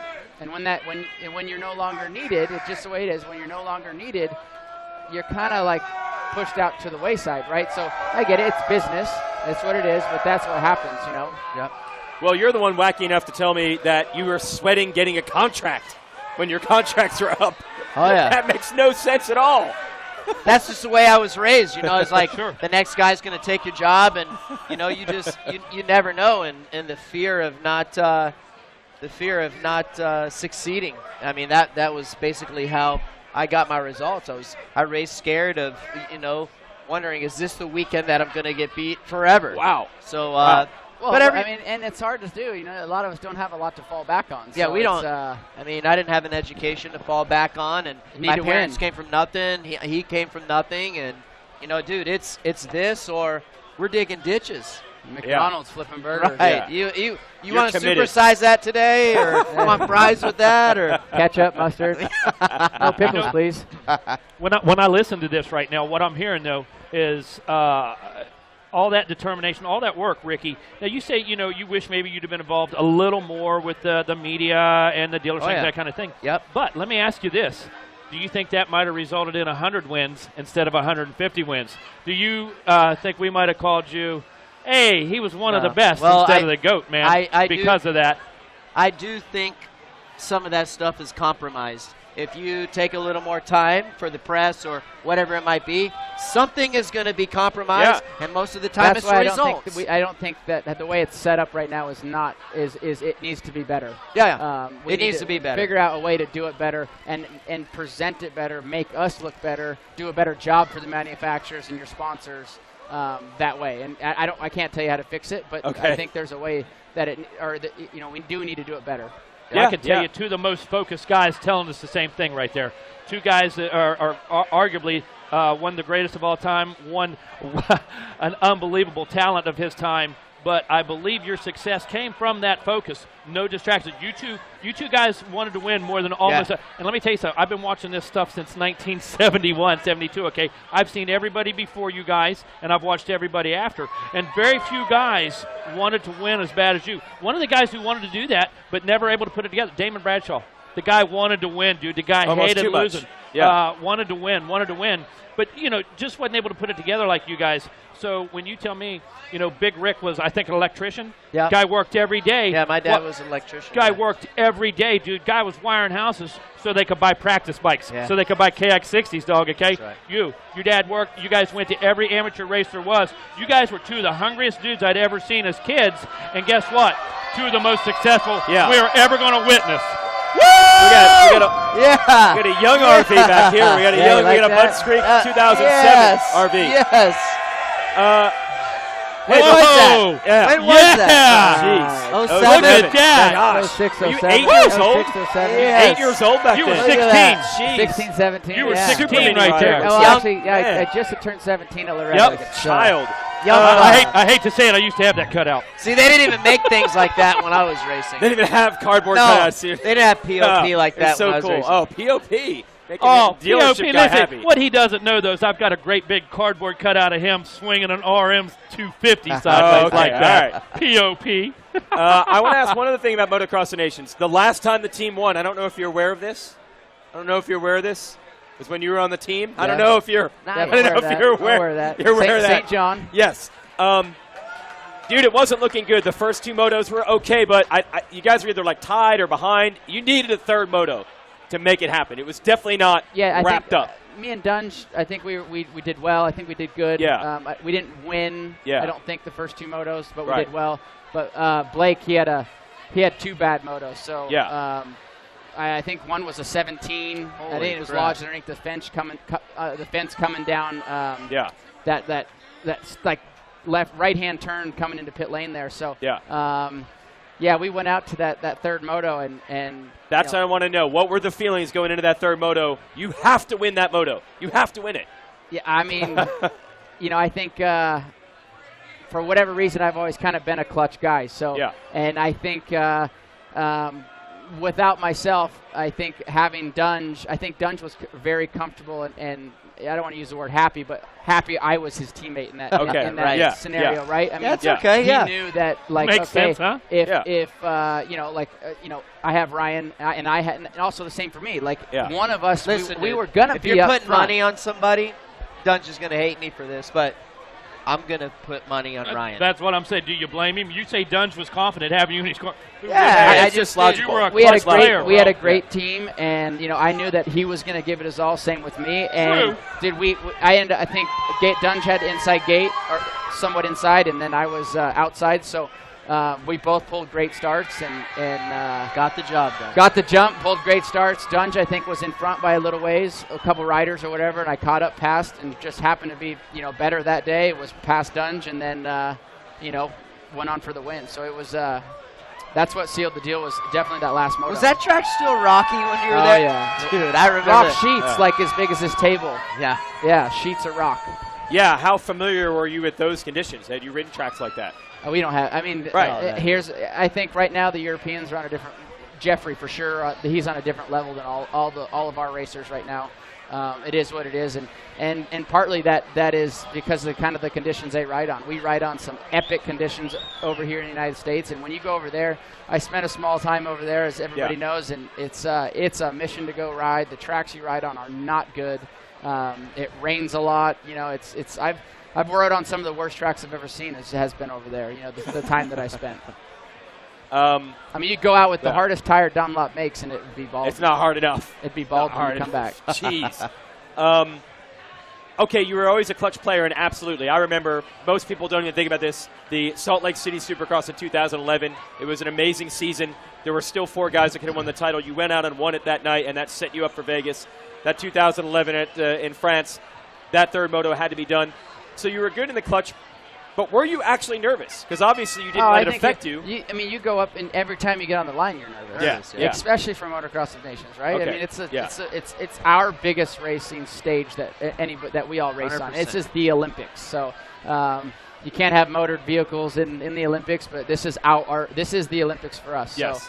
So, okay, so you were. You don't want to be that guy. Yeah. You're always nervous, right? So and I am convinced that the European riders ride harder for this event. They always tend to show up, and they show up and they show up here. Yes, and there's certain guys. They can be like 35 years old, but they still kill it one race a year here. Right. For if whatever there's one reason, race, they're going to ride out of their mind. Yeah, you're like, it's what? just when you're like, you got some dude on your tail, you're like, for sure. Who is this guy? And then it's also hard for us because we go over there and we always have a target on our back. It's and a lot of times we go to Europe, right? So you get over there and it's all foreign to us. We don't know. We're on their territory, and more times than not we go to Europe and race. So it's a little bit of an uphill battle when it comes to that, but we always seem to do pretty well. Yep.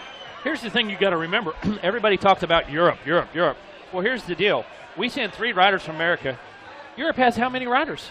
Okay, Asia has how many riders? How many riders are staying? Everybody considers the rest of the world. It's Europe kind of like a at USA the MX versus Nation, the world type scenario. Everybody else is Europe in the public's mind. Right. So here we are. Well, wait a minute. Let's do the math. How many wins we have compared to each individual country? Basically, what they're talking about is they're talking about Texas sending the 3 best guys to race the rest of the country. Listen, that's what it'd be like. Okay, listen, that's basically what it would be. It's Europe versus the U.S. That's right, man. It is. That's my point, Champ. That's my point right now. When it comes down to get nitty gritty, it's you have your countries inside of that. But it's I think when they come over here, it's I think that they even if the teams all said and done, they kind of. I think they band up together a little bit, Of course they do. Okay. Absolutely, man. Even if I can't get it, you guys get it, but don't let them win. Don't let them win. In France, they're like, they would rather. If France isn't going to win, they'd rather see one of the other countries that they live next to win. Okay, they're not going USA. No. Right? No. We listened to all these guys talk about being adversaries through the season, and then you guys sit down and you share lines and all that kind of stuff at the nations. The rest of the world does that against us. Well, the rest of the world, they become teammates against America. That's the bottom line, man, okay? It's crazy how with Motocross of Nations, your teammates as U.S. riders are your fierce rivals. Yeah, and I think it is, and I think we should do a better job at being a team, united group. Yeah. Yep. One truck type thing, and really, because it brings the whole morale up and throw the egos to the side and for one race at least. We should all have. I think it would help the team. Yeah, it is kind of separated. jarring to go over there and see that they're not. I mean, they're pitting with their brand, not pitting with each other. I know they said they can go to the Alpine Stars spot at times and have some sessions, but it's not an all-day experience. It's not the same. Everyone's so scared that they're going to let some big secret out. Dude, listen, there are no secrets in this industry. These guys know how this guy is practicing and how this guy is training. I think we should have open. I love hearing retired guys talk about this stuff now. All the team managers and the riders and the mechanics. I think we should have open mic on so it's on TV. Yeah. It's like, what tire pressure you run? Okay, well, it's in this range. We already know that. What tire? Oh, yeah, he's running that tire. Okay, good. Oh, he's got he's doing, screwdriver came out. Oh, it's either going a little, add some rebound. Yeah, stiff, soft, rebound, less, whatever. It's all, like, I think the fans would dig wanting to hear, like, okay, hey, went a little softer on the shock. Or, like NASCAR, it's open mic so that people can listen. Absolutely. If some old rider told Ricky Carmichael this in 1999, he'd say, probably no, I'm not giving my secrets up. What are you kidding me, bro? Hey, I'm guilty of that. Yes, but we're all trying to figure out how to make the sport better and grow, right? And, and we just need to suck it up. Suck it up. I think that would be cool. Yeah, I agree. All right, they're going to take commercial. Hey, this was really good bench racing, Thanks, guys. That was awesome. The fastest redhead that's ever ridden a dirt bike. You figure out which one I'm talking about. Let's hear it for Ryan Villapoto and Ricky Carmichael. Yeah. They're ready for you, Weege. Thank you. They're ready for me. They're throwing beers on stage. That means I better take a break. We'll be right back. Looks like they're got the pit bike track cleared. Oh, we might go racing. We might go racing. RP's going to get work. Oh, God. All right. We'll let Ryan and Ricky go. I cannot believe they cleared all those people off of that pit bike track. Are we taking a commercial? We're taking a commercial. I threw it to commercial. There it is.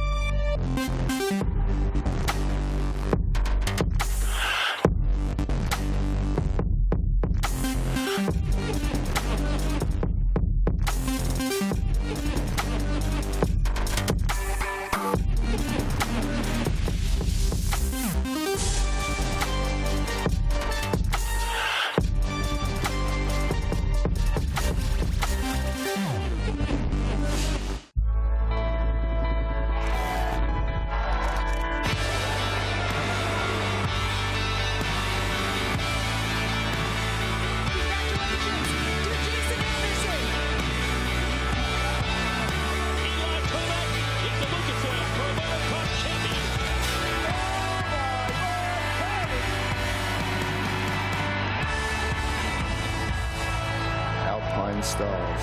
One goal, one vision.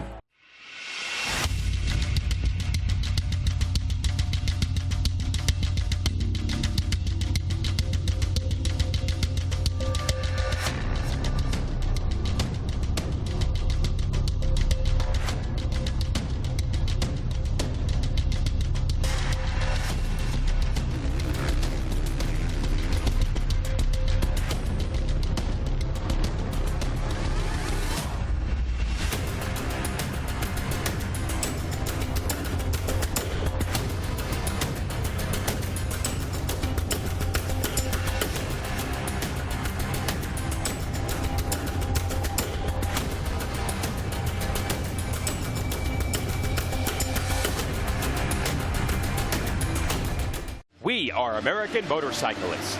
We are members of the American Motorcyclist Association. Racers, fans, and crew. We come together for this sport we love, to race together, to grow together. We start young and not so young. We race motorcycles and ATVs. We become friends, we become family. We compete for weekend bragging rights and national championships. We make memories on the toughest off-road courses in the country and on the best motocross tracks in the world. Some of us aspire to this.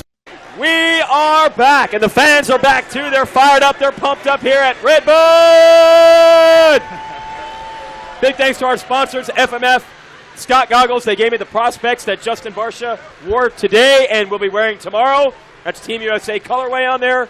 Of course, Thor and Alpine Stars helping us with our show also. Jason Thomas, Jason Wygant here. We got Michael Antonovich from Transworld Motocross. We'll do some analysis of what we saw today and then what we think we will see tomorrow. And I asked you to come on, Anton, because there's a lot of people here that can name the 3 riders on Team USA.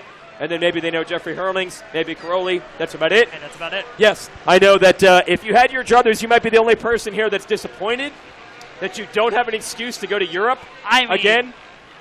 No, but it's good, though. It's good. It's fun to be here. Okay, all right, you're cool with it. After 3 nations in Europe that I've gone to, this is fun to see how we've responded because we've always wondered how it would be if we did it. I know, but Anton from Transworld, every time you go to Europe, we're scared you're not going to come back. I mean, that's really a you possibility. really enjoy it over there. It's a possibility. You enjoy your time. I thought JT was all in, but JT, you say only in measured amounts. Yeah, I could deal. I'm there for a few days and I'm ready to come home. It's like Vegas. Vegas You've gone for me. to Europe a lot. Yeah, I have. Over 100 times. Over 100 times you've been to Europe. Yeah. You go to trade? Wow. It's like Vegas for me. I can't. I get there, I have a great time, but I can't wait to go home. Okay. Yeah. So we are home. We're in RedBud. You're from the Midwest, originally St. Louis area. Yep. So you know these people really well. Yeah, I'm not really surprised by what's happening right now. Okay, all right. But, I mean, there's only limited things to do. These people are just practicing for the winter when you get snowed in and just drink all summer. Or all How winter. do you not have a scarf on? I didn't pack any. Oh, what? Well, no, you have to think, That's like, look, Anton. I have a 10-day trip because we're going from this to the next event in Monster Cup. Yeah. And it's going to be like 80 degrees there. I'm like, there's no place for a scarf. We're going to have to make. Those are words that Anton has never uttered. No. There's no place for a scarf. Place for a scarf. There's always place for a scarf. There is. There's always room for Jello. I felt really bad, like, leaving them there. I'm like. Oh, you looked at them. I did. You had them ready. I did. But then I'm like. You know, you could always wear the scarf on the plane, so it doesn't take up any luggage space at all. This is true. Make the sacrifice. Flying to Vegas next weekend when it's 90 degrees probably. There'll still be somebody there doing that, so it's fine. Yeah, that's true. That's true. Yeah. Anton, the Euros laid the smackets down today. Tony Caroli, he was ridiculous. I know Hurlings from last to third was impressive. Yeah. But I could not believe what I was seeing from Caroli, considering he's injured. He did not race last weekend in his home race. Wasn't even going to come down until Tuesday. Really? Yeah. So he wasn't sure. Wasn't sure, but I talked to him after the race today, and he said that the desire to come here is the big deciding thing. Like, he wants to be here. He knows there's only limited chances for the rest of his career to do this. They did some work with his doctors Monday, Tuesday, got on the flight Wednesday, and was here. Wow. So he wanted to, you mean to race in the U.S.? To race, just to keep being a part of Team Italy. That's really what he wants. Now, he's been around so long that he actually raced both at Thunder Valley in 2010 and at Budds Creek in 07. So he's a real gamer for his team. And you know what's weird? Like, if you think back to all those years, he had something weird that's always prevented him from really excelling. Only in the last few years has he had He's something. He's had a couple good ones, but a lot that weren't. A lot of bad. Yeah. Like, think about Bud's where a bunch of stuff got held up in customs and all these other things. Yes. Yeah. Yeah, he had one that was a really dominant performance. I think that might have been Lommel, he was very good, he went 1-1 there. But he's even had big crashes like in Latvia. Yeah, big Latvia was hurt big. himself. Yeah, Yeah. So it's been a mixed bag for him. Yeah. Yeah. You know, we were talking with Roger earlier, and to see him go out and do that, I wasn't shocked at all. But maybe to see him do it at this particular event is a little bit. Had time just putting consistent results together. But you look at today, Italy in second place. That's strong. Italy wasn't a country we really even talked about. They have a relative unknown in the MX2 class. Obviously, we know of him, but for the USA fans, he's a relative unknown. Lupino, as we mentioned, great ride today. Yeah. If you had told me that Italy would be second leaving Saturday, I would have called you crazy, but they earned it. They earned every second of that. Yeah, and it's crazy because a lot of people only think that Tony's the only good rider from the country, and there's so many. Lupino is excellent, and for his moto, I mean, honestly, probably 90% of the people here don't know who he is. Absolutely. And for him to not have the throwaway moto is huge. Yeah. His battle with Sewer was, I think, underpublicized because it wasn't the main story. Yeah. Was USA going to get in? Could Barsha get cold off? All the storylines were happening, but they were going at it back there. Yeah. That was incredible. That was good racing. Yeah. So, the Italian team really strong, and that's been the tragedy. Italy has won this event before, but it was kind of before Caroli had hit his stride. So he's never been able to hit. He's had his own problems in the event, or even the years he's ridden well, his teammates have had problems. Even to see that team get on the podium tomorrow would be really cool. He's done a lot of great things in his career. To get that on U.S. soil would be big for him. And I think what's cool is, okay, look, Herlings has taken control of that series. Yeah. They had some phenomenal battles, but Herlings was the better man this year.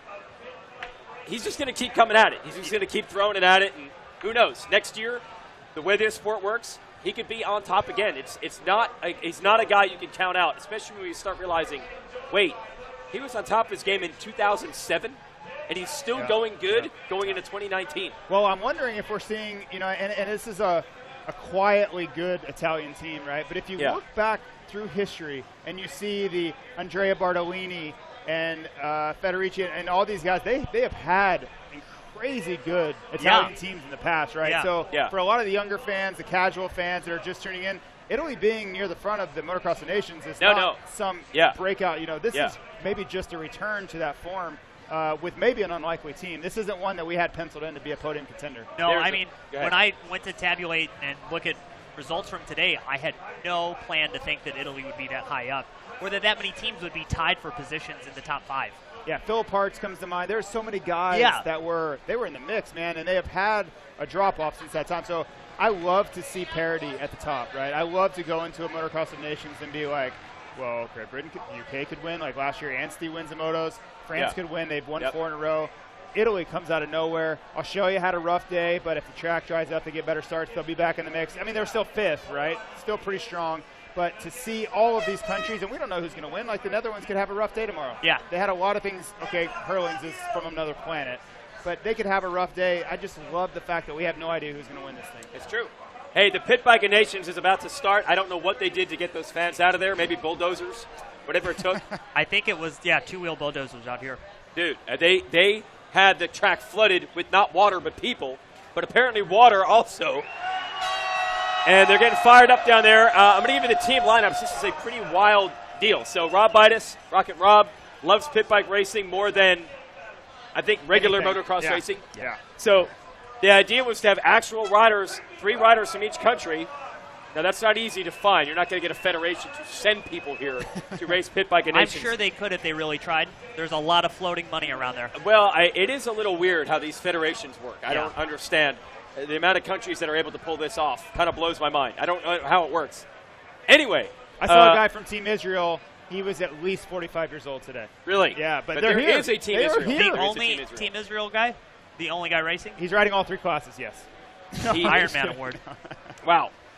So I'm going to give you some of the lineups of the Pit Bike Nations, and we'll bring up some of our friends from Alpine Stars here in a second. So Team USA, as we mentioned, Carson Brown, Willie Browning, excellent mini bike riders. They have to overcome having Ryan Villapoto on the team. Clearly the weak link in a pit bike race. Yes. Yes. Team Canada, Ryan Gauld, going to do the riding for the team. Speaking of weak link. Yeah, speaking of weak links, Brian Gold, he fit well.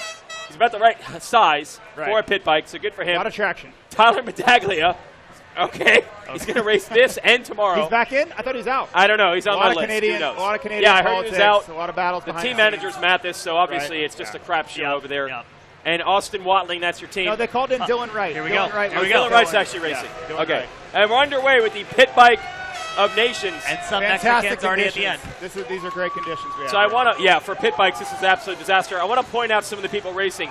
Sweden, Lars Lindstrom on Yes, absolutely. his team.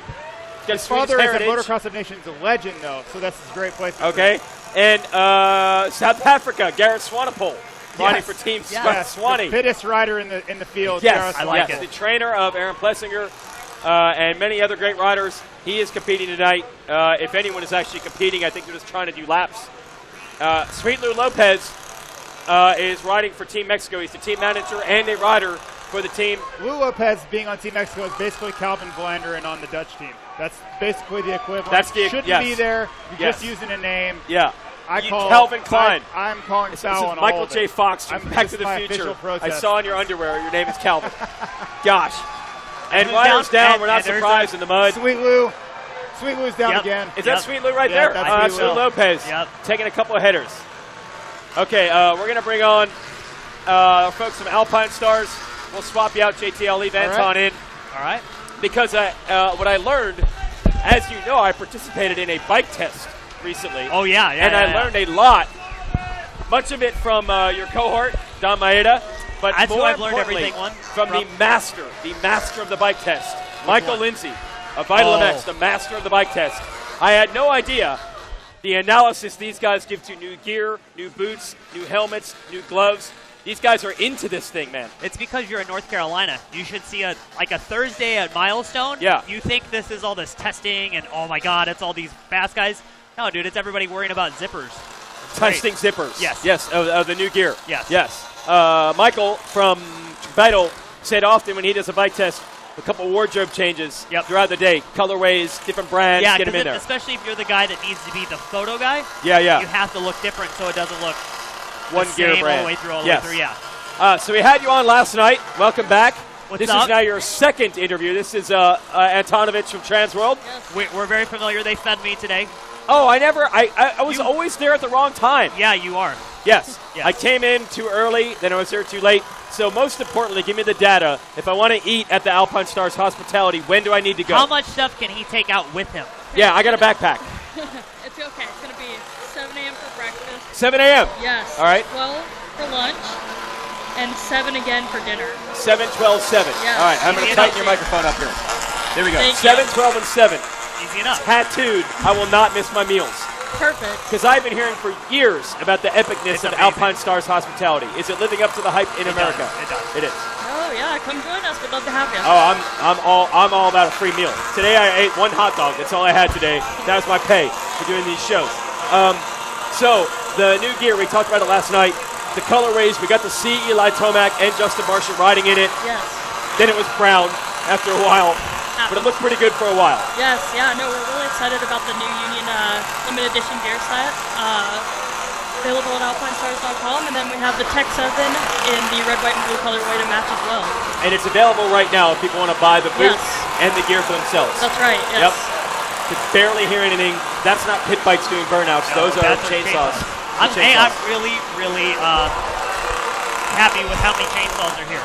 Yes, they brought the chainsaws I'm really like big time. The biggest offenders are the Swedes. The Swedish fans, they are nuts with the chainsaws. Yeah. I really analyzed during the team presentation on Friday afternoon. I saw. Yeah, I got in on Team Sweden for a while. Double chainsaws. Hey, did you ask them? I mean, you probably couldn't hear. How did they get them here? No, I have no idea. Okay. Yeah, no one can hear anything. I mean, if I can't take shampoo, if they throw away a lot of my stuff. stuff. It's a Swedish team. It probably had IKEA directions to put together. Fair enough. It probably came in one flat box like this, and it turned into a desk. And this one big. multi-tool. Yeah, one Allen wrench. Yep. Do the whole thing. Yep. So the Tech 7 boot, I know the colorway is awesome, but a lot of technology in the boot to make it feel better as well. Yeah, definitely. I mean, the sole is definitely a big thing, and it has a dual compound for the sole, and that's going to increase your grip your durability, and also the feel. So when you're on the bike, you have a better feel for the levers and everything. And also, as far as safety, it has a one-piece molded lower with an integrated steel shank in there, so keeps you nice and safe when you're on the bike. You know what I like about the Alpine Star stuff, and you'll figure this out as you become a more thorough test rider. Yeah, well, one and done perhaps, yes. How smooth all the edges are. It's not like you can catch an edge like from the sole to where it meets the footbed. When you're riding? Yeah. Really? Yep. I only like, there's only one feature that really, it's all comes down to this for me. The buckles self-clean, because I don't clean anything. I don't pressure wash boots. So the fact that I can just keep lacing them up and putting them on, that is amazing technology right there. Especially for conditions like this.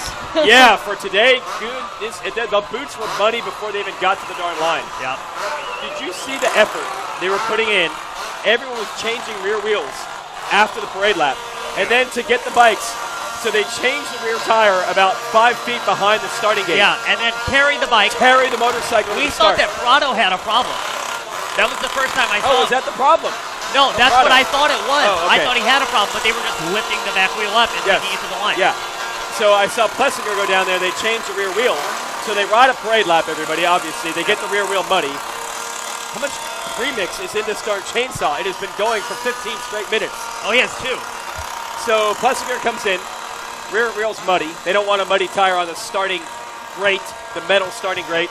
So they put a fresh one on, and they had to wait because they were waiting for the timing, and then someone blows a whistle to say he can go to the gate, and they carry his motorcycle to the line. But the boots are probably covered, so it's good to have the self-cleaning buckles. Yeah. But it is amazing at this level. Every little bit counts. I'm sure that gear is probably extra light, and that helps too. Yeah, definitely. So the pants are actually made of 80% stretch material. So Yeah. right there, you already get the nice comfortable pro fit on there. Yeah. So gives you a little more aggressive riding style. The arms have a pre-bend to them, and it's made of full mesh and open mesh, so you get a lot of ventilation as well. You know what's cool? When I was a kid, you couldn't get A-Stars gear in the U.S. No, I knew a lot of people that had to Europe and bring it back. So the fact that you guys have it here and it's so comfortable is so great because I have some. It's like some of my favorite gear that I have. Yeah, I have some, and when I showed up, one of my buddies was like, sweet. Dude, looking good. Yeah, Don said I'm not allowed to ride in anything but like Alpine Stars because it looks so different. Really? I don't look like an American in anything That's else. your style Yeah. all the way. Yeah. Maybe with a scarf. Yeah. With a scarf. Yes. The gear, everyone's gear has gotten stretchier and more ventilated and lighter weight, but that always is a compromise on durability. So there's some steps you've taken to make sure when you're an idiot like me and you craft a lot, like you can see right here, that it doesn't just tear itself up. Yeah, definitely. So, for example, the saddle is going to be reinforced. You don't have a whole lot of stretch there, but it is very durable. And then again, you have the leather on the inner parts of the legs, so that keeps it, against burns or any sort of abrasion. You have your protection there as well. I feel like Alpine Star is kind of the universal brand because even if they don't wear the gear, almost everyone runs the boots. But the gear is really catching on. We talked about the Monster Energy Supercross champion is an Alpine Stars rider, Jason Anderson, and 2/3 of Team USA as well. So quickly moving to the top of the mountain. National champion and MXGP. Yeah, they have Tomac and Anderson. So that just makes you busier. Yes. More things to manage. Yes, definitely. Well, thanks for coming on again. Thank you. 2 interviews in the books. Second one. We'll see you at breakfast. See you at breakfast. 7 a.m. Thank you, Don't guys. worry. Thank you, I will guys. be there. I'm going to give my own plug because our buddy John Knowles, who does not speak, from Scott Goggles, does not speak. So he gave me goggles. Look, I've run the prospects. We'll bring JT. JT's who we got here? I can not see much in the distance. Is that Chuck's son? That's Chuck's son. We're going to Chuck's son over. Here, I'll move all the way to the side. I'll stay right here. Yeah, you stay right here. No, Here, I get JT, you go here. Yep. These are Scott Prospect goggles, and we're showing Pit Bike Nations, and I'm showing goggles right here. So Justin Barsha is running these. These came out 2 years ago, the first set of Prospects. The field division is massive. The double posts. It's really designed, honestly, to take 450cc roost. That's the real goal of these goggles. And then since this came out for 18, now they've rolled, that was the end of 17 for 18, now they're rolling into 19. Done a lot of work on the lenses. They got light-sensitive lenses that'll actually turn dark or clear depending on how much light you're seeing. So a lot of cool technology there. Basically, these goggles are freaking massive now compared to what they used to look like. They are so big. And on the helmet side, which you guys are involved with, The eye ports, I'm sure, have to have had to change. Yeah, it's all evolved with it, but your field of vision with these goggles now is incredible. It's really come a long way. Yeah, what did you used to get out of roll-offs especially? What were you really seeing out of, like an inch? Well, some of that, and we were talking last night, it's incredible because Stanton was only pulling half a roll at the so we heard a little secret. Yeah, Bevo was telling us that he would only pull half a pull so he could use one eye. It was Hannah at Unadilla 87. Sorry, yes. So everyone was running out of even roll-offs. So Hannah would pull half and look through one eye. Then when they got money, pull half and look through the other eye. So he essentially doubled the amount of roll-offs that he had to get his goggles to go through. So the technology has come a long way. Because I think in 87, roll-offs were pretty hot property. They were fairly new. Yeah. Yeah, I think the technology's come a long way. When you look at the frame itself, the lens technology, obviously the outrigger trend that we've seen. Goggles have come a long way. The Prospect is my goggle of choice too, so I'm pretty blown away from all of the brands really at what they've done. What the heck were you running, Chuck Son, goggle-wise?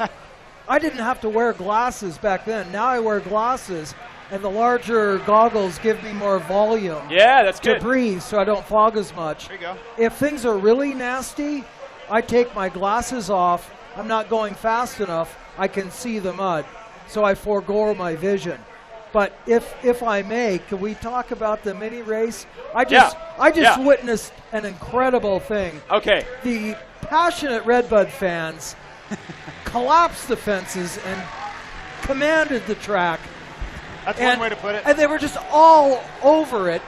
And it was a medlem. They were trying to decide, should we cancel it? Should we run it? And then Davey, Kerry Joe said, just gotta go slow. These are all moto people. Slow. Yeah. Well, to start with.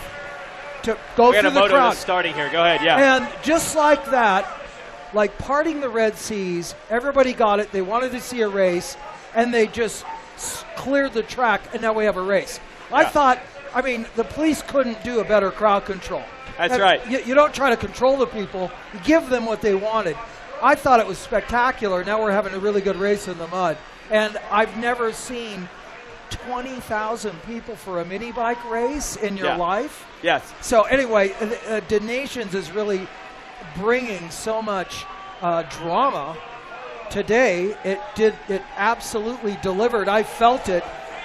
I'm being so impressed with the Europeans' performance, and at the same time feeling depressed, inhabiting the same spirit because our guys were having trouble. Anton wasn't depressed about that. I just want to watch racing. We're not getting into this. We're not getting into this. Yes. Yeah, well, there's two ways to play it. There are two ways to play it. We're on the... You and I are firmly planted on the journalism side. Yes. JT, you dabble in it. You help us out with Racer X. Chuck Son, you can be as biased as you want. You rode for Team USA. You can wear the colors all you want. You're fine. Well, I'm U.S., but I like the Europeans. I like a good race. I like competition, and we saw that. Yeah. But I think, Thomas was mentioning earlier, we were in a 1-2 situation. We were on top. Yes. So everybody out there, don't feel too bad. Our guys are riding pretty good, and we still have a really good shot.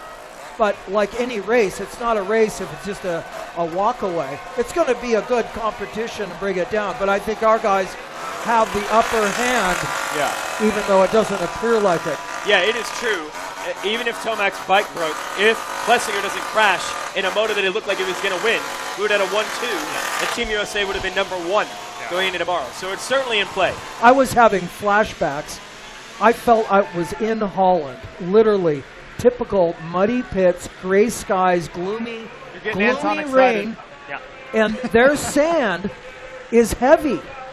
You can't dig that front end. You got to be light on the front end, and they were right at home. The Dutch guys, this was like a daily practice run for them. Yeah. We've learned now, day one, we're going to be better tomorrow. Yeah, Coldenhoff, he was right at home in that third race in Open. Yeah. You could really see the difference in technique between the two as well. You see Hurlings, he has this technique where he exits the turn and he stands to get light. He really, and you could see him accelerate quicker than a lot of the American guys were. So I'm not so sure that's something we can learn overnight as far as technique goes, but just like Tomac at the USGP in Jacksonville last year, He changed his approach to the turns a little bit. He stayed a little bit lower in the berms to not bury it. He came out and was a different rider on Sunday. So I'm hoping for that quick of a turnaround too. And the big thing is this isn't really a sand track. I mean, it's pretty sandy, and it's a good thing it is because it sucked in all this moisture, but this is not a sand track even by their standards at all. No, it gets much sandier as you raced firsthand back in '81. It's a smooth sand track. That's So it's true, like yeah. open practice day for them. It was quite easy for them to negotiate. Yeah. But the other thing Hurlings does, and Corelli, they don't stick the front end all the way in the berm. They bring it in about 6 inches before the turn, and they slide up into it. Yeah. Yes. Rather than running the risk of burying it. And the other thing is on the jumps, sometimes you got to choose your battle. You get cross-rutted, just jump 2 and live another tail. Because both Barsha had a bit of an issue on the triple in the back. And I think that's where Plessinger cross-rutted, trying to get up over it. Ride a little conservative sometime, and then live to see the finish line. Absolutely. Yeah. The riders, we had Team USA up here earlier, Chuck, and what they said was, what they were struggling with was, there's still a hard base. So if you try to go on the inside of the corners, there's no traction.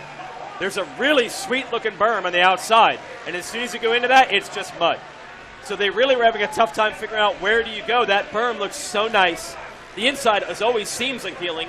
Then you go there and there's no traction. So then you try that berm and you just sink it. So they were all three of them saying, especially Plessinger and Barsha were saying, it's kind of hard to figure out which spot to even pick because they're both kind of bad. Slippery inside or big mud bog on the outside. Yeah, and sometimes you have to bide your time and become patient. And motocrosses aren't really known to be patient. As a matter of fact, I had a little issue myself in Germany being impatient in the mud. It ended up me going down. Hey, we got the pit bike donations here, and they brought us a monitor. The weak link is out front. Ryan Villapoto getting it done. Shocking development. And he gets it. He wins it. Ryan Villapoto gets it done. Unbeatable at this race. I'm telling you, Motocross of Nations, in any way, shape, or form, Ryan Villapoto will step up to the plate. Undefeated in more ways than one. So maybe it's a little foreshadowing. Strong ride. He almost took, I don't know who he was getting aggressive with, but he hooked just somebody up in the out. last turn, or He's last taking lap out there, yeah. I think that was the second moto? Yeah. Or 2 starts. I Third. heard. Is it the I final think that one? was 3. Okay. You've been through the wars. Fans are pumped. I don't know who's won. I have no idea what's going on out there. I just cannot believe they're even having this race. It's really a miracle. I mean, there were 10,000 people on the course. And initially I thought, oh, maybe it's too muddy. But it was just the excitement of everybody being here that charged the course. And they just, like Moses splitting the seas, they were off and out. This is the best day of Rob Bidos' life. Oh, yes, to have international competition. He's got to be upset there's not a New Zealand team with Cody Bryant Cooper on it. That's Bidos' all-time guy. If you could just get him, he's a little tall for a mini bike. Oh, it's getting rowdy down there. I think what's getting ready to happen? Chuck, you were going to Motocross of Nations. You mentioned being on the team in the 70s and obviously in 1981. It has become legendary, the spectacle, the fans, the partying at the racetrack, whether it's in the United States, France, Italy, or wherever we go. Was that atmosphere there in the 70s and the 80s? The fan atmosphere, was it like this? Oh, you gotta guess. I think we're seeing Europe being transported here from the beer tent. We're seeing the passion of the nations from Europe right here. And we got the winners. Team USA! Team USA has just stormed our stage. Team USA has stormed our stage. Yeah. The weak link came through. These colors don't run.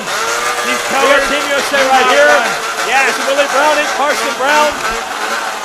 Carson Brown is faster on a pit bike than a 250F. And Ryan Villapoto is ready to drink some beers. Yeah. Ryan Villapoto ready to drink some beers right here, everybody. The mountains are blue. That's awesome. Sorry, I'm kicking you out, Anton. That's fine. I'm kicking you out. Let's bring Team USA. Pit bike, come on over. Come on over. Grab a headset. I don't even know if they won. I'm assuming they won.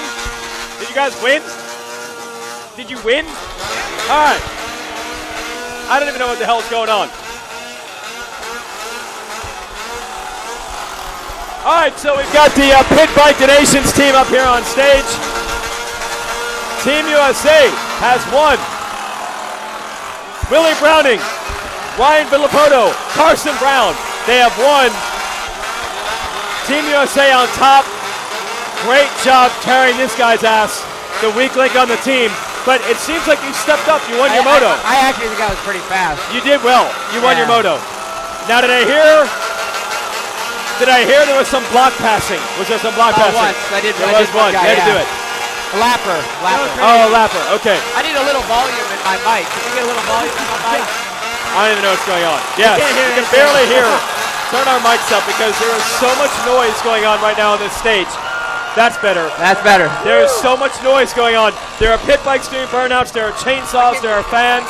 This is a ridiculous atmosphere.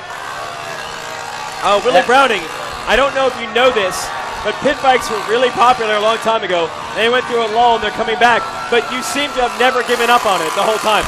Yeah, there was like this point a few years now. I haven't really touched one, but hey, this is a blast. Oh, you weren't riding them the whole time? Slightly, but not like usual. All right. Dude, this really just regenerated it for me. I'm super pumped.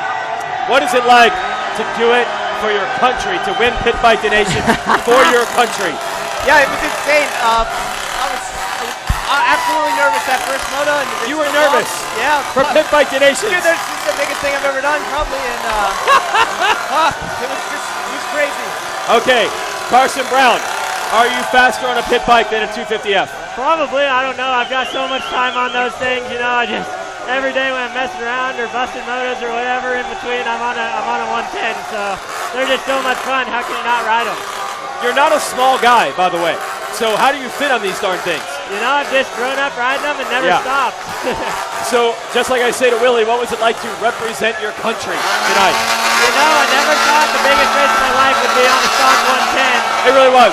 Yeah, but you felt it was. that way. Dude, this is insane. I've never seen anything like it, and I'm so grateful I'm able to do it, you know. Put in a sponsor plug. How did those TTR 110s run tonight, Ryan Villapoto? Well, man, I actually didn't think we were going to be able to ride, obviously, because we've seen the chaos that was out there on the track. But they were good. I was Moto 3, so, you know, they're going to be auctioned off. But my rear tire was rear rim was already moving like that. So luckily we made it, right? So it was awesome. Oh, what? Yeah, seriously, what happened? The fans broke the fence? Yeah, I think we had one fan start to knock it down, and it was all after that. It was like, all right, we're all moving over here. So we didn't actually get to drop the gate because they were still on the track. You just rode anyway. Yeah, we just flag start, rubber band start. That is your shirt. Very good. That Where's is amazing. Marvin? Have you ever, in all your pit bike time, and you have a lot of it, ridden in mud like this? No, High Point's been a mutter a few years in a row, but never this bad. Never this bad. We have every Pit Bike Nations competitor, I think, up here on stage right now. I don't even know what's going on. Get the camera on us. This is nuts. I don't even know what's going on right now. We've completely lost control of this facility. RV, where does this rank as a career accomplishment? Way up there. It's way up there. It was cool. Show us your shirt. Show us your shirt, LeBig. Yeah, where's Marvin? Hey.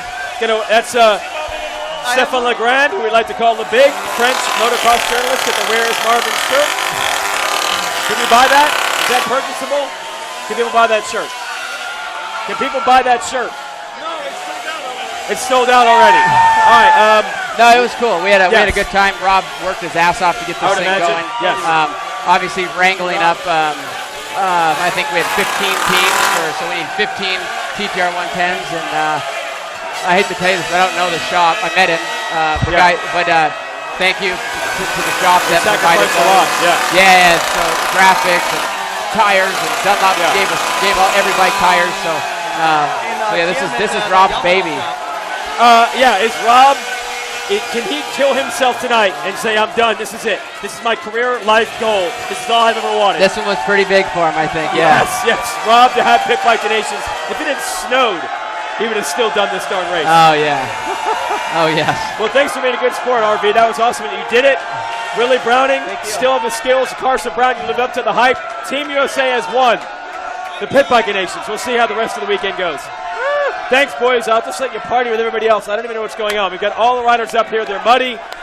The bikes, what you see is not a smoke machine. That is steam coming out of these TTR air-cooled engines. It's out ahead. Come on over. We're going to bring Matheson.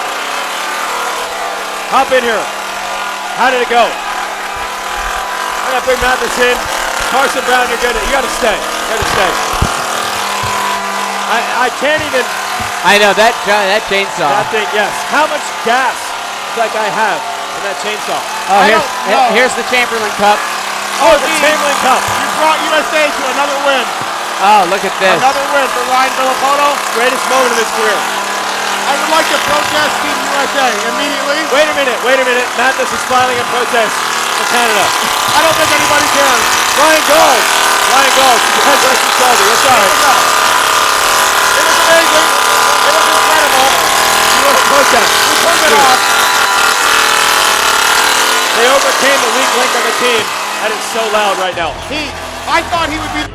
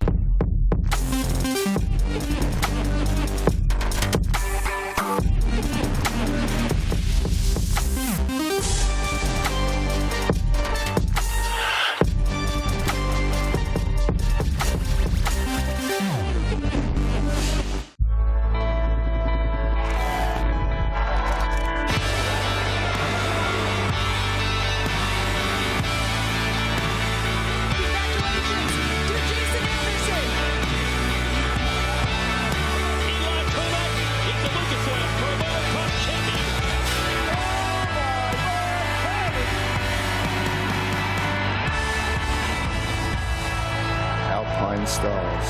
One goal, one vision.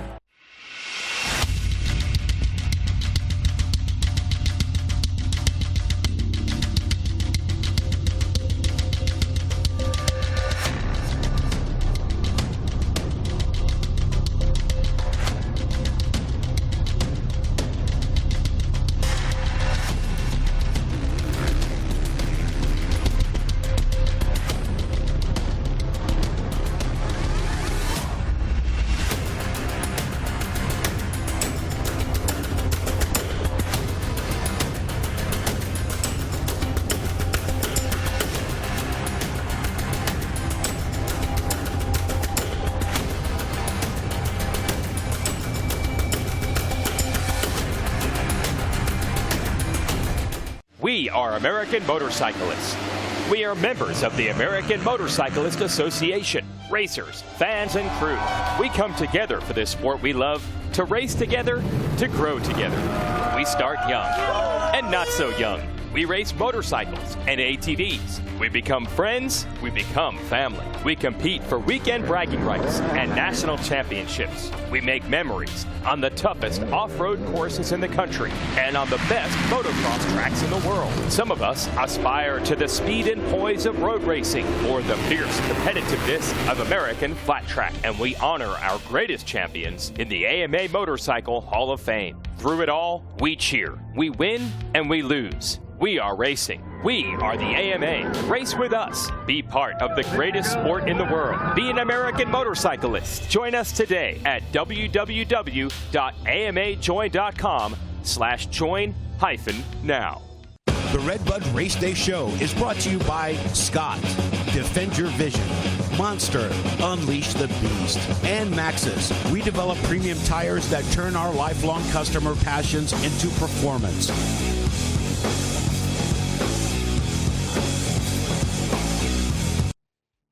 Welcome back, everybody. Here we are. Wyden's putting his headset on. What the hell is going on?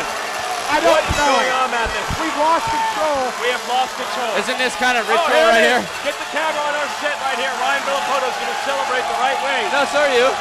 So is Once Mathis. again, he brought it home for America. Ryan Villapoto did it for America. Get the camera back. Get it back in our set. All right, Ryan Villapoto is going to celebrate the way champions do. Yep. He's got to make his Super Agent happy, though. Get those logos out. All right. Got to make the agent happy. Have you ever seen anything about what's going on right now? No, I've never. I don't know. I don't think in at a U.S. race. No, definitely not.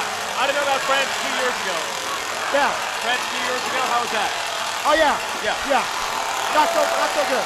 Take a swig, bro. All right. RB's poured a beer inside his championship cup. He's having a drink. Everybody. Champion. Ryan Villapoto. Bringing it home again. What? You're the enemy. You work for Team Canada. We got. Sure. Hey, Hang on. we went 5-4-2 in Canada. That's not so bad, right? 5-4-2? Right. Not quite 1-1-1, but Good. you know. Hey. Get in on that, Megawatt. Megawatt's getting in on that. Ah, it tastes good. Tastes good in gold. Yeah, Tastes good in gold. It tastes like champion beer. Champion beer. You've never experienced that, Mathis, but close. Remember when we had our fence? Yeah. We used to have a fence. Yeah, the fence is gone. Long gone. Yeah. F the fence. It's gone. This is unbelievable. I don't even. You know who won tonight? Lot B won. Yeah, Lot B won. I won. think Lot B has just taken over the whole thing. Lot B is spilled over. Lot B and America has won. Yeah. That's it. Lot B is spilled over. They're all Lot B now. Absolutely. I don't even know. We got fans coming through. Yeah. Good job. Willie Browning. Yeah. So last time you went to one of these would have been 2011. What was that atmosphere like? Well, no, you as a racer, you're probably out of there. You're probably not around this late to experience this kind of thing, were you? Oh, at Motocross of Nations, you're always you're. Okay. All right. You're up late that night, but look, Saturday night even. Oh, not Saturday night. Yeah, exactly. After the race, Sunday. So, okay, after the race.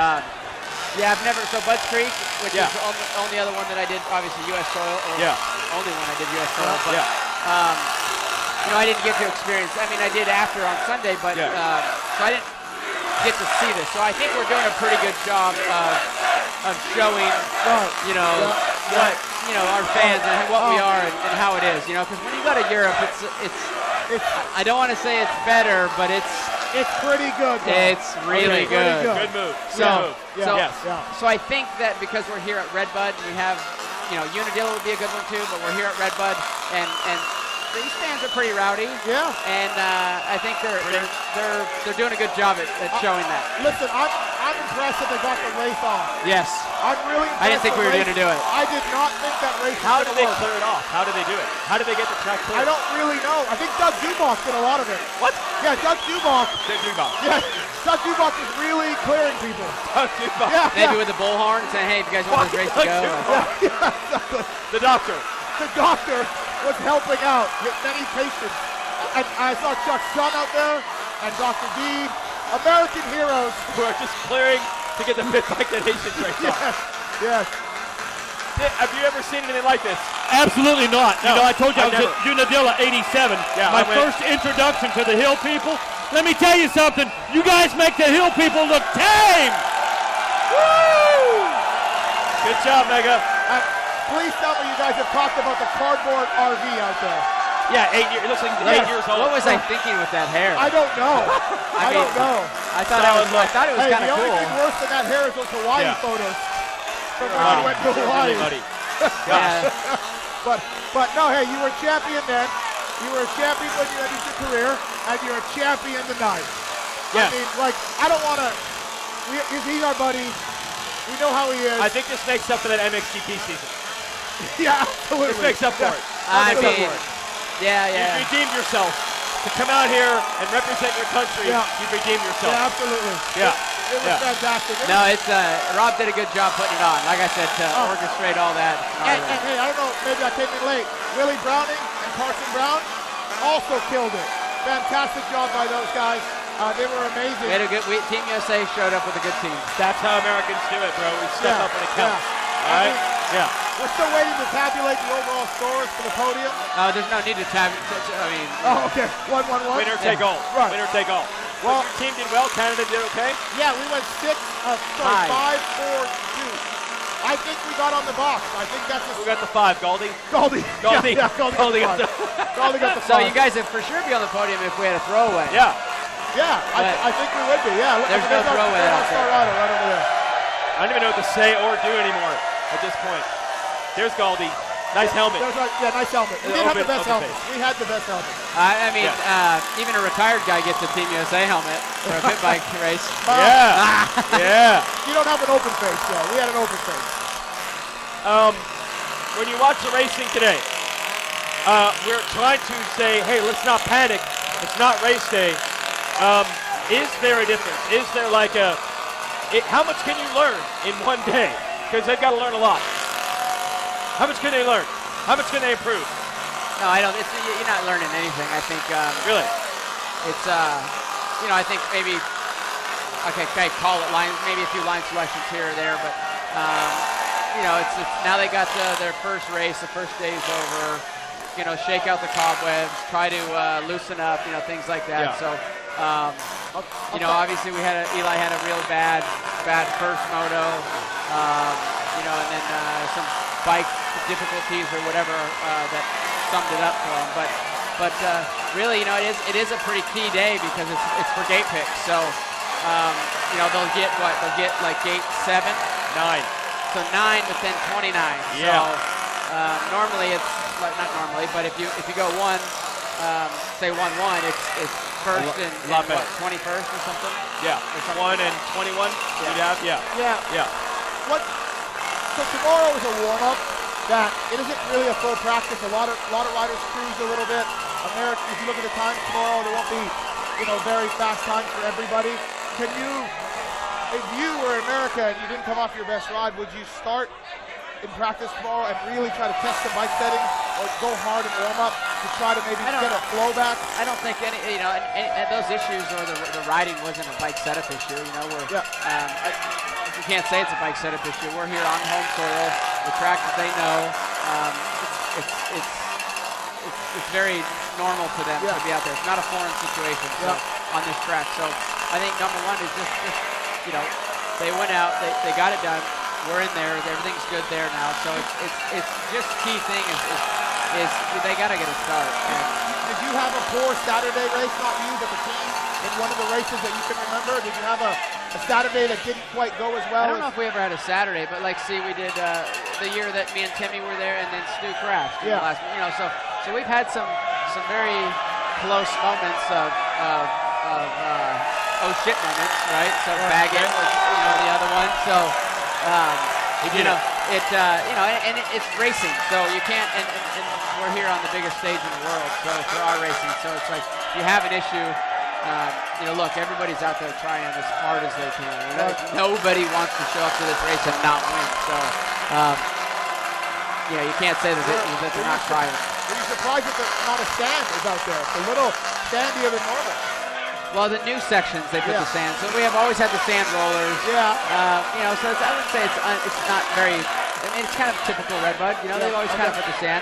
I think that what you're seeing more often now is they lay the sand on top of what's there. They don't kind of mix it in. So I'd like to see it mixed in. Yeah, a little bit. It'll be interesting tomorrow. Netherlands looks great. They look great, Italy rode well. Germany was better than I think most people thought. I mean, what about Hurling's first turn crash, pit area, and then third? It's hard Third. It's hard not to see him going 1-1 tomorrow with that ride today. He's on another. I don't care. He's on another level than anybody right now. So kind of like a Tim Ferry level a few years back. Maybe, yeah. That's what it reminded me of. Just a bummer you didn't work for him then. No, I didn't. That's what reminded me of Tim Ferry style. Okay, so you went over there and you raced 4 races. Yeah. You made it through 4 races, and you did win a GP. So let's be honest. Yeah. Thailand. I can razz you, but you won a GP. That's pretty damn awesome. And your It was cool. second one. When you first rode there, was there a general like, wow, they ride different, or they set their bikes up different that you noticed? Well, they do have definitely bike setup different. But I think the biggest thing is that I can notice now is when I started doing Motocross of Nations, you show up and they really they did things different. Meaning like they just cruise around, ride practice, and then all of a sudden they throw in one fast lap at the end, right? And then they put it up on first, second, on the board, whatever. Now it seemed like in what that's been, I think 2006 was my first year, so it's been 12 years. Yep. So in that 12 years, I think they've stepped up their game. You don't see them just kind of, cruising around and then all of a sudden throwing in a lap. They do what we do, like how we did it, where we go out, you ride hard, you test your stuff, you're no matter what, as soon as when you're on the track, you're going for it. I've even said this a few times. I went in 2009, I went to Portugal. Roxton's second GP ever. Marvin was in the MX2, and I could not believe the difference between the 450 class and the 250 class. The 250 guys were scrubbing, attacking, riding just like the videos they've seen in America of James and all those other guys. And the 450 guys were more straight up and down, more casual. They waited till later in the moto before they poured it on. And I really saw in 09, I'm like, these guys are watching American racing. And here we are 9 years later, and they've got it. Exactly. They're doing it better than us right now. So, I mean, look at Hurling. It's like you can't say he's not, right? So, he's on another level. So I think that they've come a long ways in their, I don't know, call it programs or whatever. So, and I also think they're technically better riders than we are because of the conditions that they have to ride on. I've rode, like I said earlier, I've rode on some tracks that American riders wouldn't even waste their time. They wouldn't even go. And I was over there, so I had to go. My team's like, hey, we're gonna go right here, and I'm like, okay, cool, show up. And it's seriously like riding on asphalt with massive rocks on it, and they're out there just, they know the track sucks, but it's either ride or don't ride. When I talk to a European technician, European suspension guys, European team managers, they always tell me at this race, the American rider's suspension was too stiff. They can't believe the settings for outdoor motocross. They ride very much with their suspension.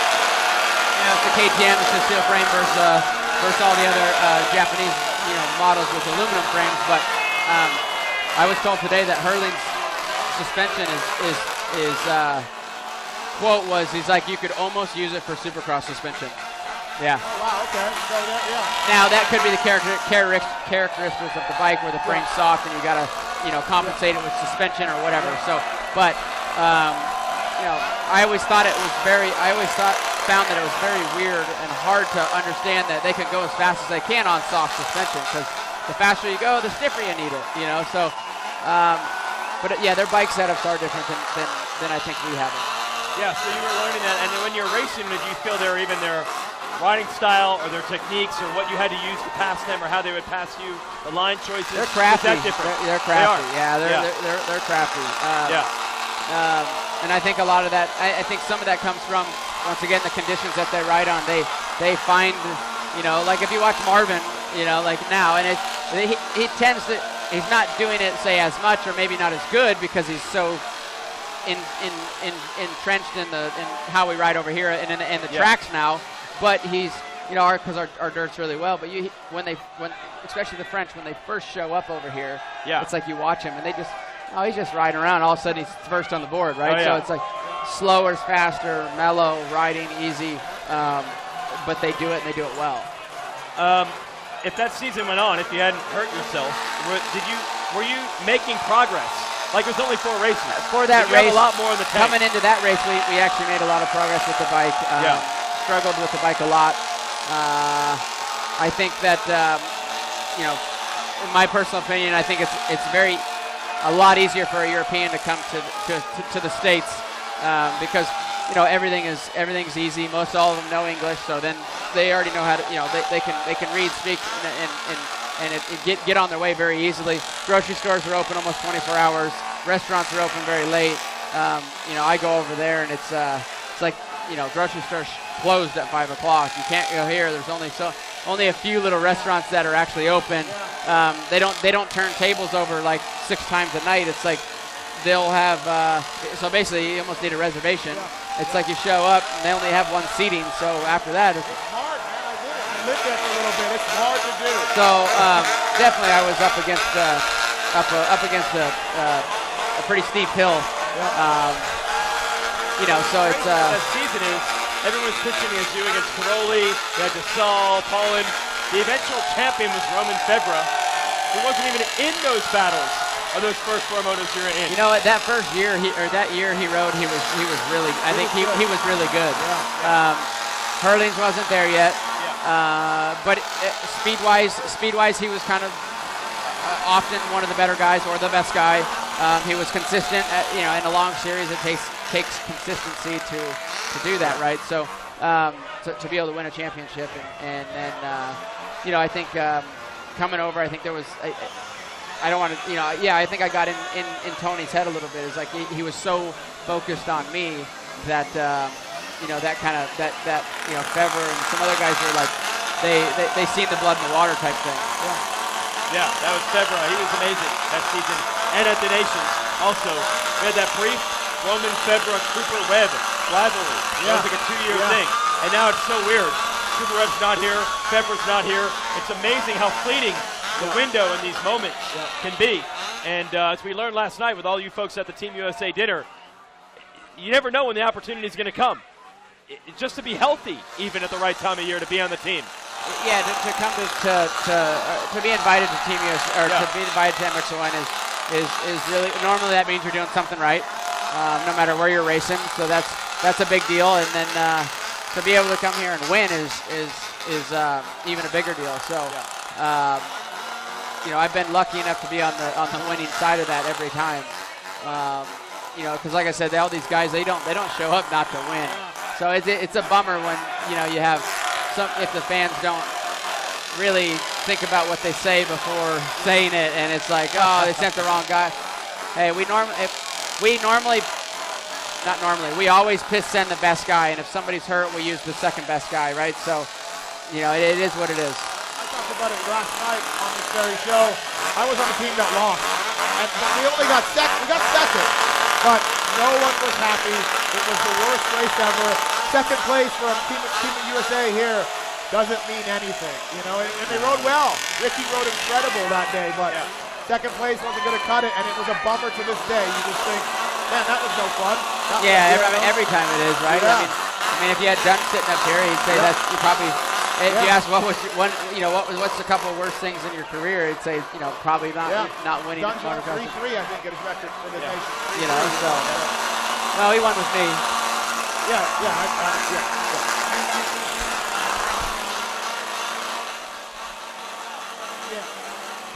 Going? Get him out of here. We're gonna let him hang out. Yeah, I can go whenever. I'll just get off when I'm ready. Man of the people. Man of the people. I don't know if you're getting from here. I was just wondering how I'm gonna get back. Back to your pits. I was wondering how I'm gonna get back. Yeah, you're stuck here. You're stuck here. God. I see a guy with a gun, so I think he'll be. I'm sure he'll take me out. We have an actual police officer here just in case. Yeah, he's got a 45 9mm, one of the two. You're a connoisseur. You're into that kind of thing.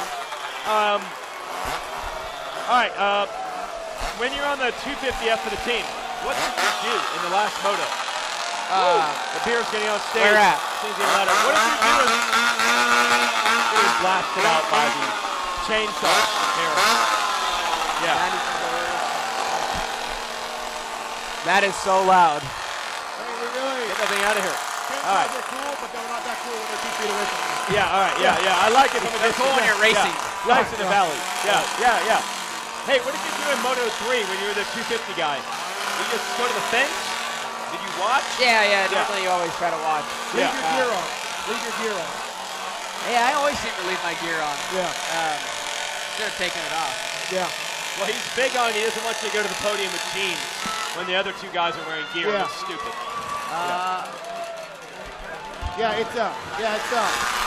Like Jake Weiner was on the podium in jeans and a jersey. It didn't look good. Yeah, that's true. I mean, Something you got to think about. So. Yeah, guys, if you're watching, you're not. Yeah. Leave your gear off. I hope you're not watching. Yeah. I think we just lost sound. We lose sound. We're trying ways to communicate because you can't even hear each other at this point. It's so darn loud back here. Oh, we got it back. Yeah. So, where does this pit bike thing rank? Oh, big. Eight national championships, 4 designations. 8. We don't count the regional one. I have 10 if you don't count. 9 if you don't count. We don't count those. I only have 1. I know. Isn't that the 9? I have 10. Oh. All right. So where does this rank? Maybe the biggest, right? The biggest? Yeah, maybe the biggest. For Bitus, definitely the biggest. Definitely the biggest for Bitus. Hey, I want to officially announce that the Racer X beer refrigerator at the booth is now set up. So we have a giant refrigerator with cases of Bud Light and a giant padlock on it. Who bought Bud Light? Well, it's because it's a football thing. It's a football thing. I know. I'm not going there. I know you learned from Mitch Oh, Payton. this is the Raptor Tundra thing again. Yeah. This is what we're going to do. What? You know when you said you're going to take the Tundra and trade it in on a Raptor. Oh, yeah. Brutal. Wow. Brutal. Toyota never came back. Yeah, it ruined the sponsorship of the entire sport. Traded in on a Raptor. And now it's Bud Light that he doesn't like. That's Bud Light. Oh, no, I don't like Bud Light. He learned at the hands of the master. At Pro Circuit, they drink Coors Light. Coors Light or Michelob Ultra. Right. All right. So we have a giant refrigerator at the Racer X booth. I don't even know if these people can hear me anymore, but I'm telling them anyway. And we have a giant padlock think and they chain. really care. Yeah, at this point, do they really need my help to get beer? Apparently they've got that part dialed in. Right. If Team USA wins, we will unpadlock the refrigerator and throw the cans of beer out in the fans and let you guys have at it. I just think the fans will rush it like they're doing right here. And say, And you're just gonna take have the the beer anyway. fridge and the beer. Yeah. It doesn't really matter. Somebody out here can break that padlock. Yeah. No I agree doubt. with Mathis. Yeah. Absolutely. Yeah, I agree all day. I don't know how that's going to work. All right, we're going to take a commercial break. And Ronville and Puerto, thanks for stopping by. We got a long time to fill, but buddy. I Good job appreciate the tonight. effort. Great. Let's take a It's commercial what I break. do. It's what I do. He's People's a man of champ. the people. He's a people's champ. We'll be right back. Oh, here they go.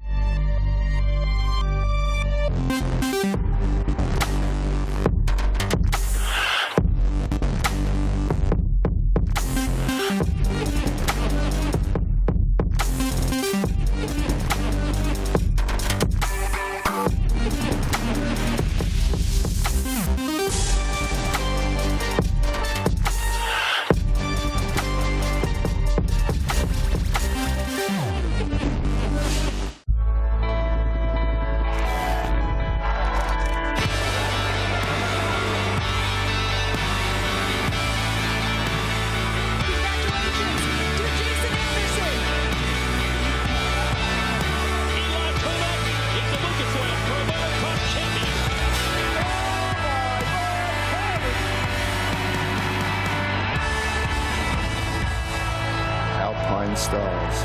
One goal, one vision.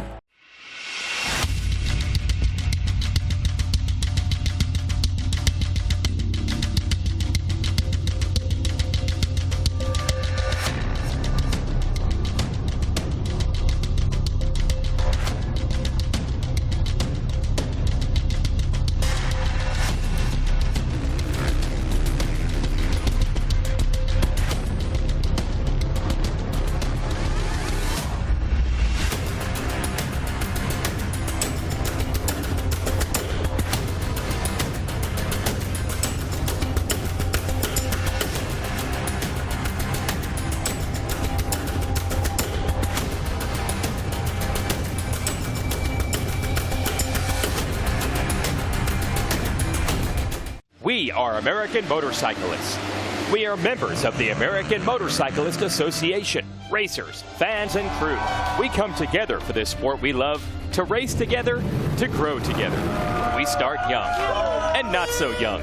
We race motorcycles and ATVs. We become friends, we become family. We compete for weekend bragging rights and national championships. We make memories on the toughest off-road courses in the country and on the best motocross tracks in the world. Some of us aspire to the speed and poise of road racing or the fierce competitiveness of American flat track. And we honor our greatest champions in the AMA Motorcycle Hall of Fame. Through it all, we cheer, we win, and we lose. We are racing. We are the AMA. Race with us. Be part of the greatest sport in the world. Be an American motorcyclist. Join us today at www.amajoin.com/join-now. The RedBud Race Day Show is brought to you by Scott, Defend Your Vision, Monster, Unleash the Beast, and Maxxis. We develop premium tires that turn our lifelong customer passions into performance.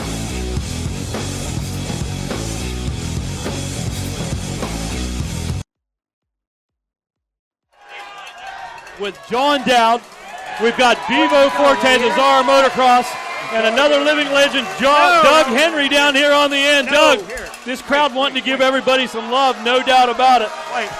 I'm going to start with you, John Dowd. John, we talked to you guys last night at the dinner. We had Doug and yourself up there.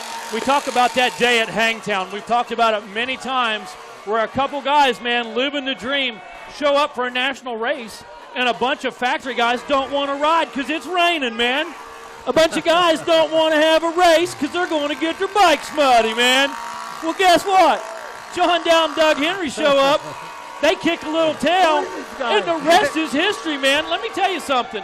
You guys showed up and brought it that day. You guys are racers from the heart, okay? You guys didn't show up at all the training facilities as kids. You guys didn't show up at Loretta's every single year with a rig and that kind of thing. If I remember correctly, you had a part-time job in the early years while starting racing, so you were paying for a lot of racing yourself. Yeah, man, I paid to drive there. I drove myself out there in a van, and, when they were talking about not running the race, I was like, hey, wait a minute. I was hoping to get out there and, make a little money to get myself home. So, and it was kind of crazy because Doug and I had a little bit of a rivalry coming from, the same area back at home. And I remember this vividly, sitting on the starting line. And we both got 5th overall at Gainesville National the week before. Right, I was there. Right, so, and so we're both 5th. So I'm like, all right, this is all right. I can get him next. And I'm sitting on the starting line of that Hangtown race, pouring down rain. And I remember watching Doug, and he won the race. And I'm sitting there thinking, holy crap, he just won. Right. How am I going to beat that, And it was a crazy How about day. it? Yeah. He did it. I'm watching Doug out there winning, a national race. We're a couple local guys. And that had to give you the inspiration, dude. That had to pump you up because that put the pressure on you. You're like, man, Doug just went out there and waxed these 125 dudes. He did, and I was like, how am I going to beat this, So, obviously it must have gave me some kind of inspiration, but, yeah, I mean, it happened for me, too. I don't even know how till this day. I don't know how we both pulled that off, but it was, it was an amazing day, and that whole New England, I mean, we used to ride in the mud a lot back at home, and me and Doug, locally, man, we just race each other to the tooth and nails every weekend. Absolutely. So I always credit Doug for, the success I've had in racing because I was always chasing him around every week and, rain, shine, whatever. But a lot of fun, and we've become great friends now since, so it's been a great ride. Oh, it's obvious you guys have a great relationship, and you guys have been friends for years. Hey, Doug, did you ever imagine that day in the mud, man, out there would springboard a career that you had, an illustrious career? You got many, many wins, a champion, MX of Nations guy. Did you ever imagine that day in the mud would change your life the way it did? Absolutely not. I was just a guy that was just out there every weekend trying to do the best I could. Right. I wanted to try to earn sponsors, get free goggles. From whatever else there was, massage the guy that was taking care of you, Right. But I just kind of rode. I loved riding, and John, he credits me and I credit him, because it takes like competition to get better, you know. Sure. And John was tough, you know. He was a tough guy. He was tough and better. You know, he was fast. He had everything. You know, he got good starts. He was fast and he was strong. I don't know if I would say everything. You know, I look at my old pictures. I had my elbows down, and I had some pretty bad style. But yeah, you did it your way. he actually had the good style. You did it your way, you know, and that's what worked. You know, right? Yeah. Exactly, and that's what today is. You know, there's so many guys. You know, if you look at Tomac, Roxon, Muscan, Plessinger, you know, like they all have different styles, but they're getting it done. Right. You know, and whatever works. And this guy here, you know, he was just tough as nails. Well, they called him the junkyard dog for a reason, That's okay? right. And I can tell you right now, there wasn't one guy in the pits that looked forward to riding behind this guy. You know, they wanted that start. They wanted ahead of this guy because they knew it could take 3, 4, 5 laps if they were going to get the job done to get past this guy. I'll tell you what. I was always afraid of this guy because I mean, his right elbow was just like this all the time. You never know where he was going and where he was coming from or whatever. So I mean, you know, it was always an interesting race with Doug. I mean, tough as nails. Yeah. Never give up. I'm sure you can go back to a lot of riders, and it's like it didn't take one rider. You know, it didn't take them. You know, it took like a couple guys. You know, it takes like a series. You know, a strong team for sure to get stronger. You know, and I was lucky enough to be with, you know, to be at the time with him. You know, there were a lot of guys before us, and John and I, you know, looked up to JoJo Keller, Jim Meanian, Dave Rudnicki, there's William Scott. You know, there were a lot of guys, Joe Waddington. You know, there were a lot of fast guys in New England that we looked up to. Hey, JoJo Keller, man, these guys don't know it out here, but number 259 did not invent the scrub. Yeah, you're right. JoJo Keller invented the scrub, dog, and he did it on sand whoops. Yeah. Okay, that's where he learned the scrub. I think it was even. It might have been a twin shock bike too back then. I'm not really 100% sure, but it might have been. Right, exactly, Twin shock man. bike doing Out that. of necessity. And you talk about riding styles. Out of necessity, man. That's what was necessary for a big guy like JoJo on that bike to go fast. And Tripes did the same thing. Yeah. Marty Tripes turned the bike inside out to keep it on the ground. Yeah. Now. The only difference was Marty Tripe's shirt was tucked in. Joe Keller never had his shirt. No. JoJo did have a problem with that. Right. No kidney belt. I don't think there wasn't enough material to tuck that shirt in. So. I know what they call it in Carpenter, but he had MX crack. Right on. Absolutely. And you know what? Here we are, Bevo. A great story about you last night. It's my understanding that Jeff Stanton's biggest come from behind win, man. That guy gives you 100% credit for that race. You know, Doug Henry says, hey, Bevo, I was looking for free goggles one day, and his whole career he's got a handshake with you like many of your riders. Okay, like many of your riders. As a young kid, a lot of guys didn't really want to deal with the public. They had riders to deal with in this. This guy right here always had a sticker, okay? Always had time to answer a question, always signed a program for you. And you know what? He treated you guys... Well, you're only signing 2 or 3 programs a season. Hey, the funny part is, Bevo used the same Sharpie for 12 years. It never ran out of ink. I had a Sharpie sponsorship. But I just want to say one thing today. I was watching the American teams. We had a little bad luck. But I'm going to tell you something. I'm going to make a big prediction right now. All right. Wait a minute. Time out. Everybody listen right now. Prediction. Bevo's about to make a prediction, and you guys can take this to the bank right now.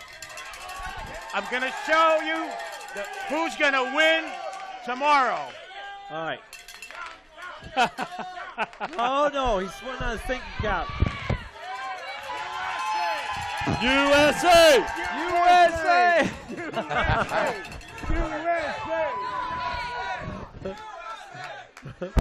You can't talk now. All right, John. These guys are having a little too much fun. Is that what you wanted?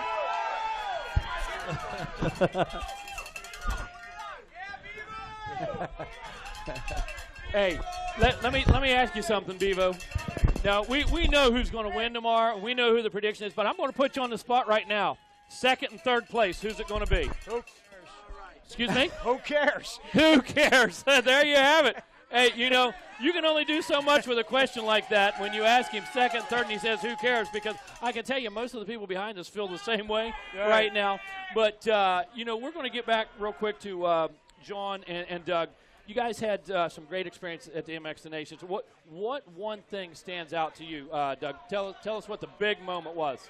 I think that the experience of racing MX Nations, it's like it's the biggest event as a rider that you can enter.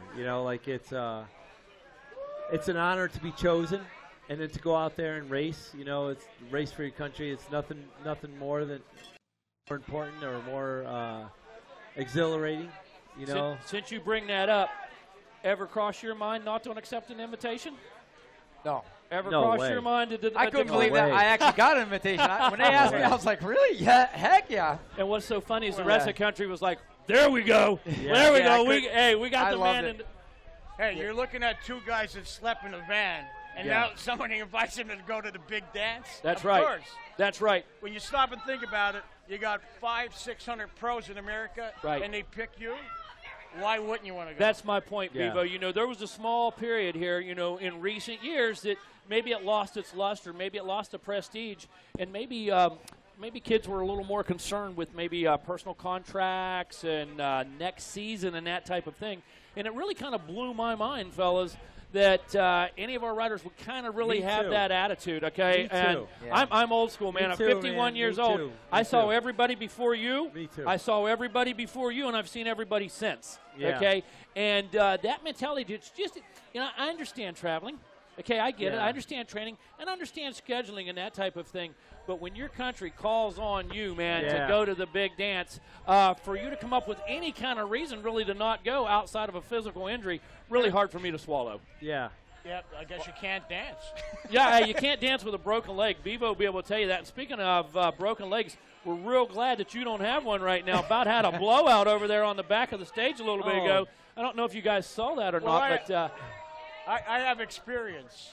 I fell off the stage at Loretta Lynn's. well, I can tell you this much. But I didn't fall this time. It looked like you've fallen off a stool more than once right there, so you Oh, look yeah, like oh, a yeah, pro. oh, yeah, For sure. Hey, Doug, when you took a look at the racing today, when you looked at the action all across the course, now we knew guys like Herlings were going to be fast. We knew Lawrence was going to come out and ride hard the whole way. Any surprises for you? Anybody that really was kind of mediocre or mid-pack all GP season that stunned you today? I was surprised at Herlings how fast he came up. Right on. Like that was my surprise for today. I tell you, I was surprised with Koldendorf.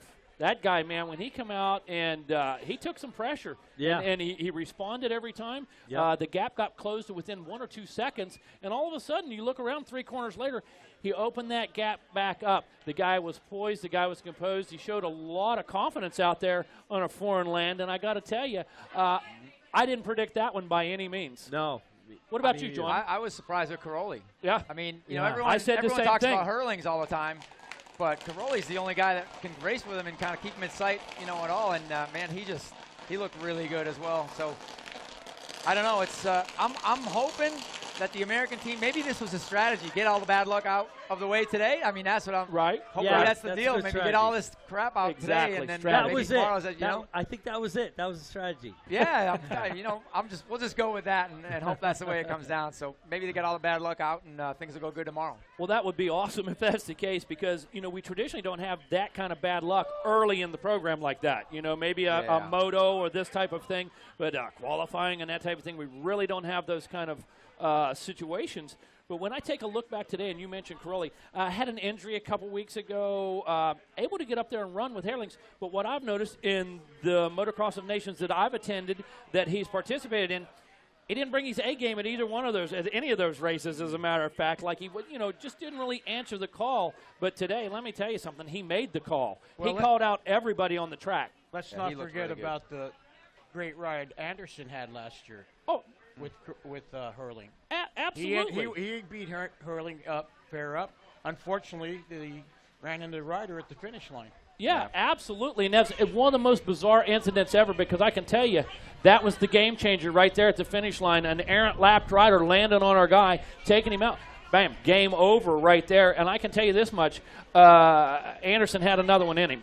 Oh, there yeah. was no two ways about that. The That momentum, guy's got a lot of heart. Yes, the momentum Yeah. took a swing. Hey, when you get a reputation, when you get 4 or 5 wins one season in the last corner, Okay, you got heart. Okay, you're going to bring it. When you're not afraid to lock foot pegs, man, when you don't mind getting them levers tangled up a little bit in the last corner, we know you've got heart. Yeah. And one of the most unfortunate things we've ever seen was that finish line incident. I think his riding style kind of reminded me of Carmichael a little bit. Just that go for broke, but just never give up. Just go, go, go. I mean, he's one of the. I'm sure he's one guy that you don't want to have behind you on the last lap or two. When you see him coming in your rear view, it's like, oh boy. No question. We got some company. I'm sure everybody that ever watched any of those races with Cole Seeley and stuff, let me tell you, that was in the back of their mind when Anderson was coming up on him, okay, knowing what they had to defend against. So you're right. Well, I remember a few years back, Carl Quist, a Swedish rider, just T-boned Bob Hanna. And when he came off the track, Bob said, "What's that about?" And you know what he said? "We're not playing baseball." Right. Absolutely, and that passed on to Bob because we watched Bob smash more than one pipe. I think he got a pipe smashed by Roger one year at Unadilla, got it shut on him, and it only took Carla and Roger to teach him a lesson twice, I think, and guess what? He learned to return the favor real quick. Now these two gentlemen, were the nicest riders on the track. Nicest guy. Harry, you go first. Yeah. You got the inside line. Go ahead. Yeah. Nice guys. But didn't finish last. One thing to be said about that. Doug's over there laughing. But you know what? Both of you guys were clean riders. Both of you guys would race hard. Clean. Both of you guys would race hard. And like John said, your elbow was never really pointed up because your wrist was locked all the time. But you guys knew in a racing situation what racing was. Yeah. You guys knew that we're not going to swap. We're not going to cross lines. Yeah, we're not going to cross a jump face. Dirty ride. And you guys could push it week in and week out and be proud that over your career, all of your peers and fellow competitors said the same thing. Said, man, John Dowd will race you. You might not get around that guy, but I can tell you what, he won't take you out. In the same way with Doug Henry, hey, that guy's going to race you to the checkers. But what wasn't going to happen was a line cross, a team the dirty stuff. that kind of stuff for sure. And that should make you guys extremely proud that over a whole career you guys were considered, some of the fastest and cleanest riders. I think it's like it's proud amongst the riders, but or amongst the fans, but for the riders, it's like, you knew when you had advantage, right? For a rider, you knew who you were racing against, right? And sometimes, I feel like maybe I was taken advantage of, but in the long run it worked out. In the long run, like I may have gotten stuffed here and there, a little bit too much, but in the long run it worked out. Absolutely. I tell you, talking to guys across the board, like from first to 20th, even when you're lapping riders, like I didn't realize that lapping a rider is important. How clean you pass a lapper is important, because down the road, if you pass some guy in the wrong way, they're going to have a grudge against you down the road, So hey, I always tried to race clean, and that was my thing, And if I made an advantage or if I lost an advantage, that was just a situation, It wasn't really a fact of what I was doing. Right, and great.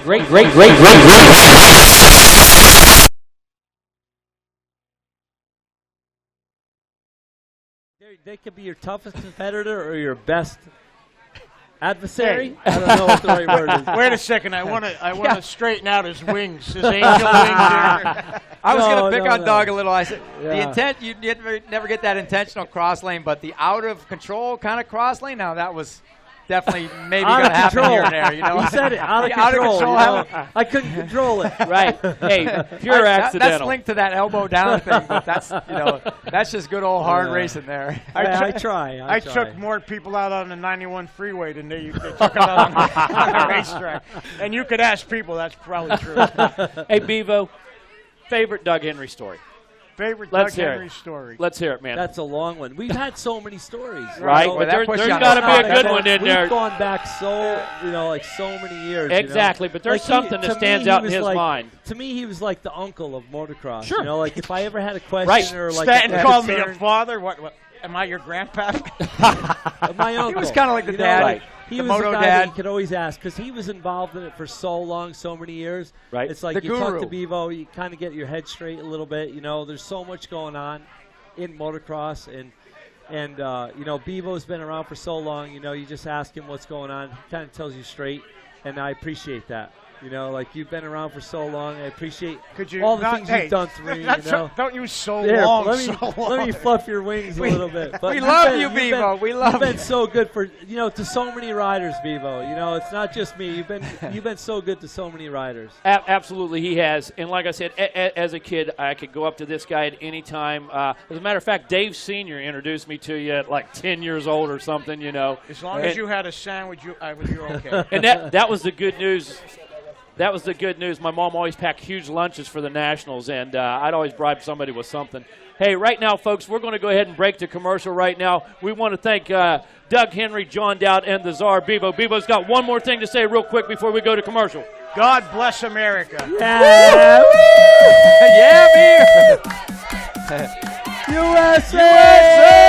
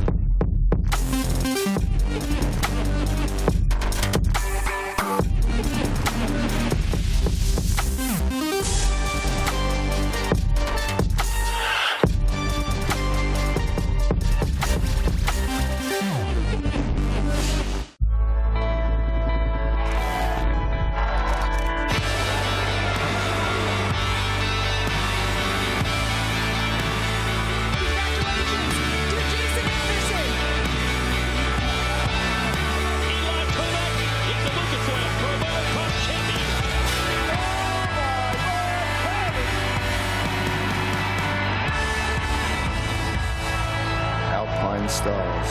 One goal, one vision.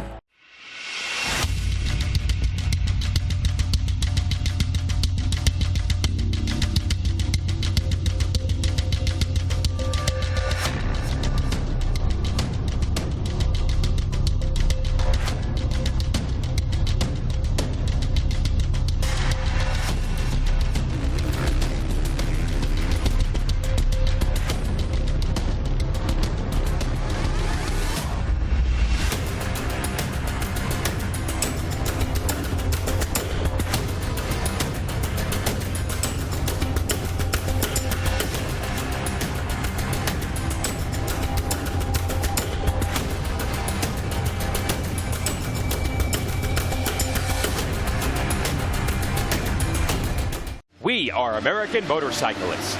We are members of the American Motorcyclist Association. Racers, fans, and crew. We come together for this sport we love, to race together, to grow together. We start young and not so young. We race motorcycles and ATVs. We become friends, we become family. We compete for weekend bragging rights and national championships. We make memories on the toughest off-road courses in the country and on the best motocross tracks in the world. Some of us aspire to the speed and poise of road racing or the fierce competitiveness of American flat track, and we honor our greatest champions in the AMA Motorcycle Hall of Fame. Through it all, we cheer, we win, and we lose. We are racing. We are the AMA. Race with us. Be part of the greatest sport in the world. Be an American motorcyclist. Join us today at www.amajoin.com/join-now. The RedBud Race Day Show is brought to you by Scott, Defend Your Vision, Monster, Unleash the Beast, and Maxxis. We develop premium tires that turn our lifelong customer passions into performance.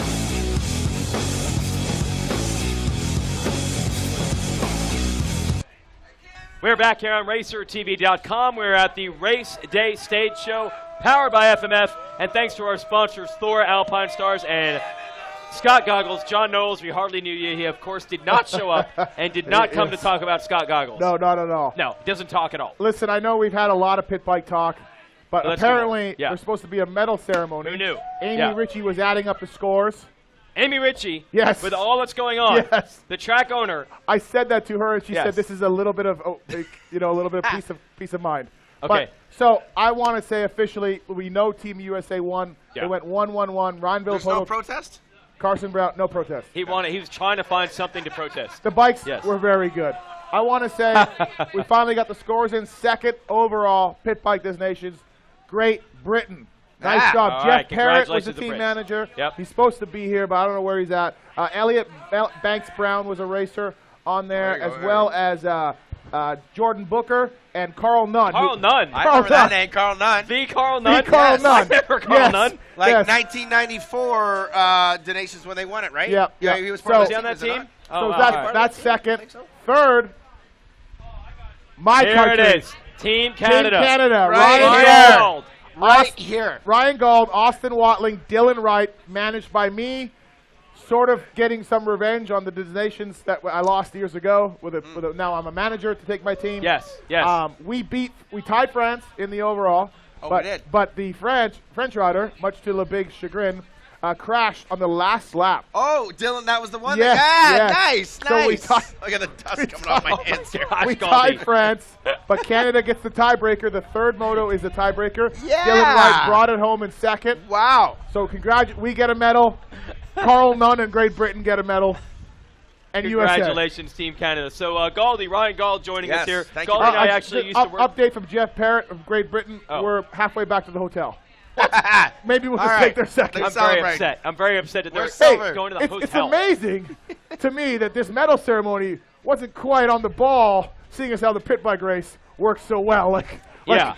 I mean- Okay, the way it started, I'm shocked it ended like this. Yes, exactly. Since it barely even Right, happened but- at all. Fan involvement was a bit Galdi, large. how was it out there? I mean, it seemed to get worse as the motos went on. Well, This is Ryan Gauld of Team Canada, by the way. Yes, And Ryan Gauld thank you, has Jason. some television experience. Yes. We actually used to work the arena cross Yeah. shows together. Me, you, and Tim Cotter, actually, Yes. were the announcing crew at That's first. right. Then we brought in the Budman, eventually John Dowd. I So was the Galdi- floor guy. You guys were up in the booth. Oh, yeah. So, yeah. Gauld, you've been through these drills before. Yes. So tonight, you were picked as one of Steve Mathis's horses in the stable. And what was cool about that is that it was quite a bit of a surprise for him to go to me as Really? a pit bike You rider. didn't expect this. I feel like his phone just kind of went off and my name popped up. It was the only Canadian I knew that Yeah. would probably be here. Yes, But he knew I was coming, so he's like, "Find us a team." So I found a couple of kids Galdi won a Canadian national back in the day with a well, 3-3 score. with So, very, very similar settings. oh, okay. Oh, Mud the muddy race. like this. Yeah. No, I Yeah. actually Yeah. visualized on the line earlier. I was like Overton 3-3. Yeah. I had to pull it together. That's Pulled what it together. I So, did right there. Galdi and Austin Watling and Dylan Wright, we took home a third overall. It's Dylan Wright, that's fantastic. like legit. Yeah. Like, He won the last Canadian national yeah, this year. that's like a month ago. Like a month legit. ago. Yes. I mean, he's no Carl Nunn, Yeah. but you know, I mean, we Wasn't tried. there a race in Canada where you were the pit reporter and you also finished third in the race? I sure did. So who did the interview? Brian Coster, Mark Travers.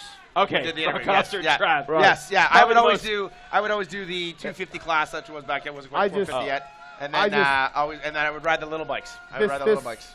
This thing was so much fun and so chaotic and The pit so bike nuts. Yes.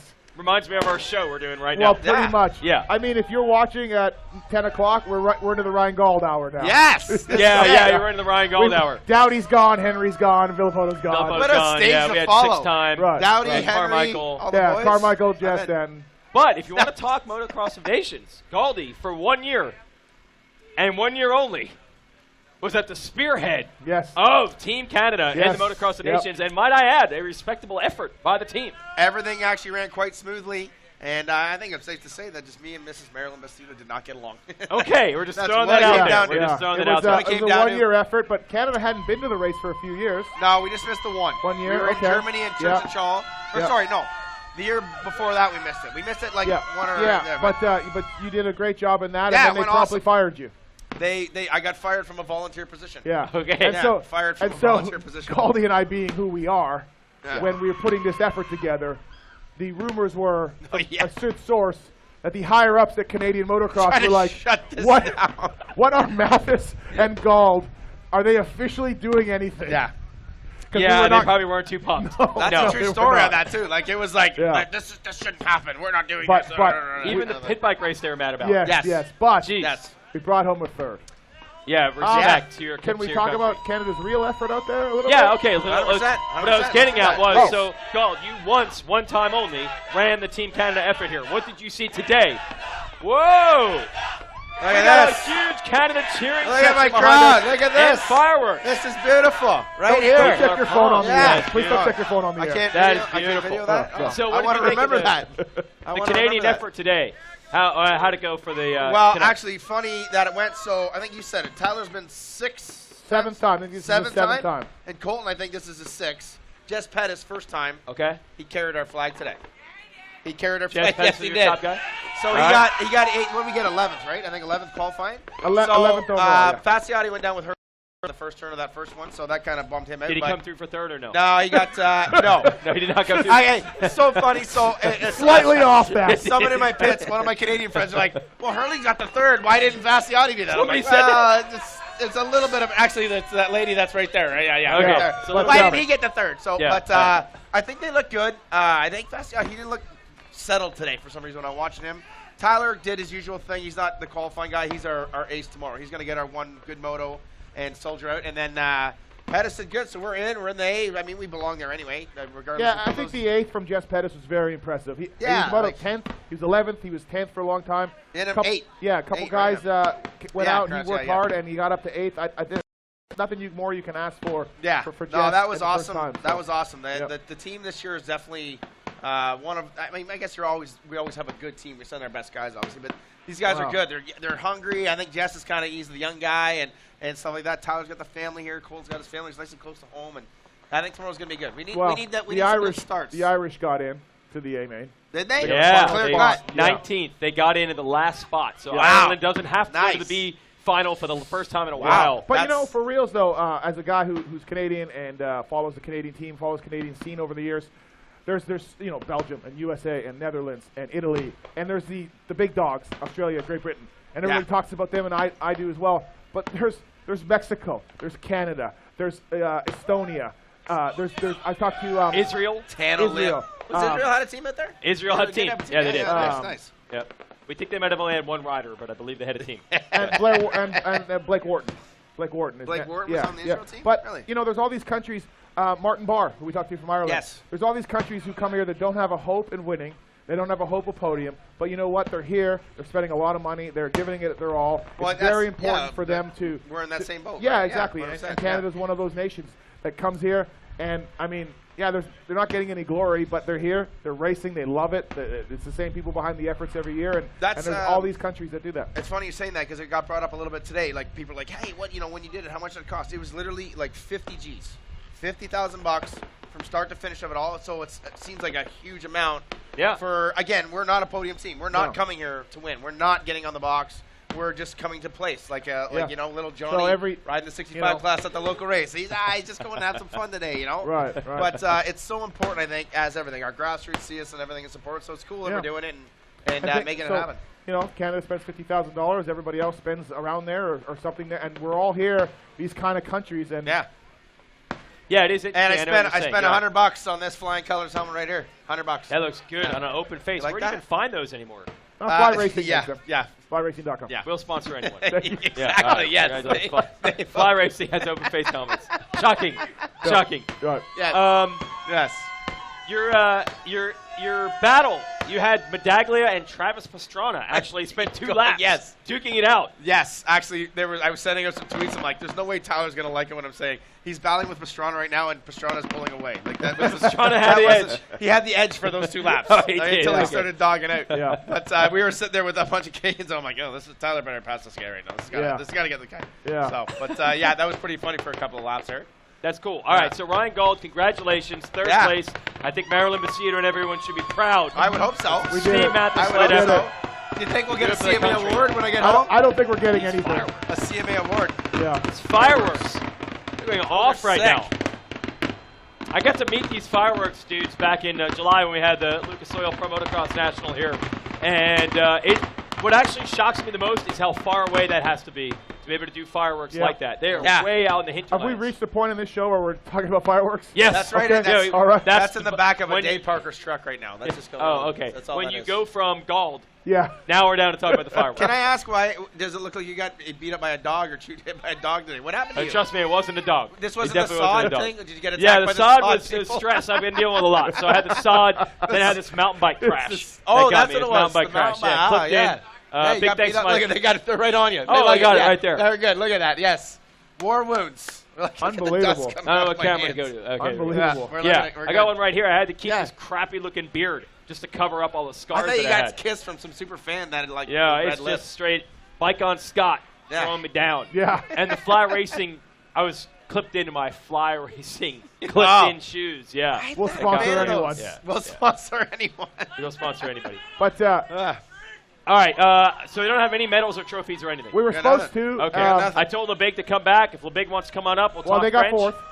They got fourth. We'll just talk Team France in general. Okay. And he can show off his Where is Marvin. Please remember that Canada beat them on a tiebreaker. Where is Marvin? He has a Where is Marvin shirt. He has it. Oh. Yeah, wow. selling them. Yes. Yes. Good. All right, Goldie, thanks for stopping by. I Thank you believe very we might much, have some Wagon. highlights of today's qualifying races. Oh, that'd be kind of fun to watch. Jason Thomas is nowhere near it because he doesn't want to watch any of this. No. He's long gone. How was his attitude? He was not happy. He was today doing for a sure. good job, actually. He is very confident. He says he's seen this before. Big struggles on Saturday and showing up on Sunday. So he's taking that to the bank. Okay. Let's get to Highlights our here. highlights of qualifying. So they actually started with the MXGP division. There's the wow. That was a violent first turn Fasciotti crash. didn't go down. There he is in the mid pack, actually. Fasciotti. That is Hurlings and Clement South, two of the fastest from Europe down.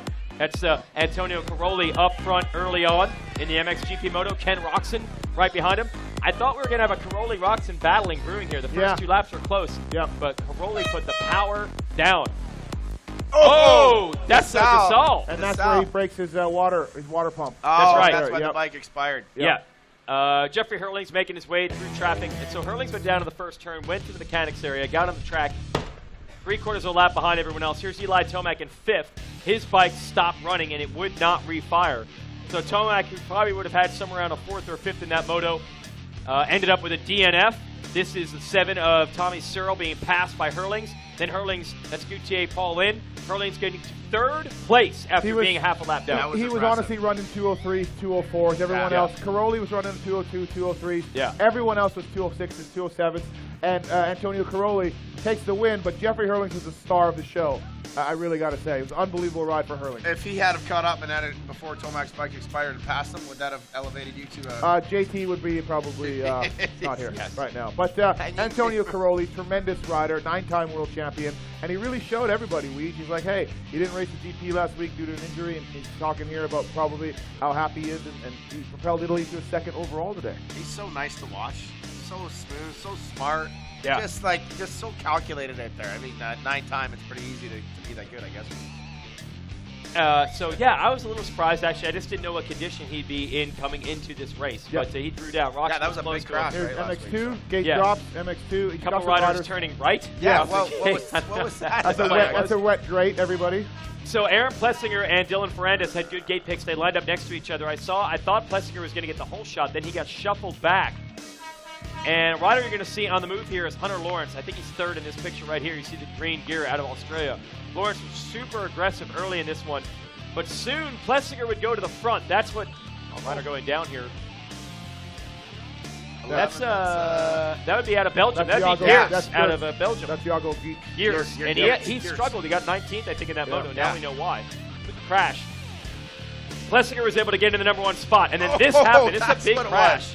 Yeah. I did not see that where So I he was watching. cross-rutted Wow. on the face, and then the landing, that was a disaster. So it looked like a win for Plessinger. He goes all the way back to 11th. Then a tremendous battle between Ferrandis. Dude, someone did not tell Hunter Lawrence the moto win doesn't really mean that much. Yeah. He was dogging Ferrandis He all was. the way to It's the his end. debut for Geico Honda as well. He'll be here in America, Yep. and he did it today. But Ferrandis held on for the win, and great ride by Dylan. And his bike was smoky near the end. We were getting a little worried, but he pulled it through. Hunter Lawrence second. Jacoby with a nice ride in third. That's big for Germany because Broxton was solid, second in the MXGP. Here's the interview with Ferrandis for taking the win there. So Jacoby a good ride for Germany, and Roxon a good ride for Germany. So they were solid today as well. But Ferrandis, look, man, doesn't matter who Team France puts on the squad, who they're struggling with, whether it's injuries, whether it's controversial picks, they always show up big at this race. Ferrandis absolutely can go out and win the MX2 overall, and if you do that, it's going to make the team position that much better. 100%. And 68, you need one. You need for one moto. Pixie. I had Yeah. 8, a 10, something like that. That's right. And these two guys can carry the weight. They both rode. Paul Lynn again today. He hasn't had a great year, and Yes. he was awesome in his qualifier. Other than Hurling's right, he was so great. So here's the open final, the last one of the day. Okay, so Team USA back is up against the wall. DNF out of Tomac, 11th out of Plessinger. They really needed a good one out of Barsha. Pile up there in the first turn. I thought Barsha had a good start, but he made a few mistakes. He goes too wide in this corner. You see him all the way on the outside on the right. Slows down. Max Anstey dominated this race last year. He went down early. But I don't know how Barsha somehow went from 6th to 2nd in He had a one lap. very poor second corner, Yeah. and then he pulled it through, and then Yeah. really got on it. He might use those lines that I had in the pit bike race. Oh, okay. Yeah, On a totally different something track. Like that. There's Yeah. Max Okay. Nagel. Max Nagel was up there, went down early. Yeah. and, Yep, the Nagel other was German. far back. Oh, look at this. Oh, Yes. almost did Aaron Plessinger move. So Barsha gets to second. He's chasing Glenn Coldenhoff for the lead. And that triple on the backside of the track was getting almost unjumpable, and Barsha nearly threw it away there. It's a huge battle right here. That's Van Horbeck. And Van Horbeck Seawer, right I there. think, Yeah, we're having yeah, a battle. yeah. Yep. Seawer Oh, out man, of that Switzerland. triple was dogging today. I think the face of it has just gone away. And eventually Barsha just stopped jumping it altogether and pretty much said, Coldenhoff, You know what? you Hey, can have it. look, they were never really going to make the B main, but Justin Marcia had to know, look, I got to get a result here. Yeah. I Get may not something. win, but if I get a second, I got to get something here. Yes. Let's back that down. So Glenn Coldenhoff takes the win, Marcia, Van Horbeek, Stewart, and Harry Koulis, who's actually finished, but he's riding for silver. Okay. And there was Coldenhoff there. So the Dutch team we knew would be strong coming in. Coldenhoff's the one that actually delivers a moto win for them. A bit of a struggle for Blanderen in an MX2. I think he had some bike problems. Yeah. Bad start, then he said something wrong with his exhaust system. He only got 12th. He'll be better than that in MX2 tomorrow. We know what Hurlings is capable of. So if you're Team USA and you were fearing that the Dutch were going to come in ready, well, guess what? Your fears have been confirmed. The Dutch team is ready. Yeah, they are good. And, I mean, he's standing up here right now where we are at RedBud. It's hard to say, sort of talk a bit of negative, but they had some bad luck. It's got to be better tomorrow for USA. It just has to be with the way that went and where we are and the setting of it, all that. But Germany, France, Dutch, those guys, they were strong. They Yeah. were strong. And like we were just talking about, Tixier, if he just gets that one moto, Yes. a 10, 11, that's all they're going to need because those Yeah. guys are going to be both top 5 in the race. It wasn't great for USA, but we've seen not great Saturdays before, as we 100%, talked about. But putting on my Mr. Brightside hat, they really could You have. have one. Yes, I do. Yes. That doesn't show up often. Nice. But they really could have gone 5, 1, 2. Oh, yeah. They really could have. Plessinger should have won. Yep. He had lead. Yeah. I don't want to say that. He was leading, and Barsha finished second. You take your two best scores. Yep. Team USA could have had a 1-2 today Yes, and had the top pick. Absolutely. Yes. So it's not a, when you look at that side, they rode well. They rode okay. But I don't know how anything stops Jeffrey Hurlings tomorrow from going 1-1 from what I saw today.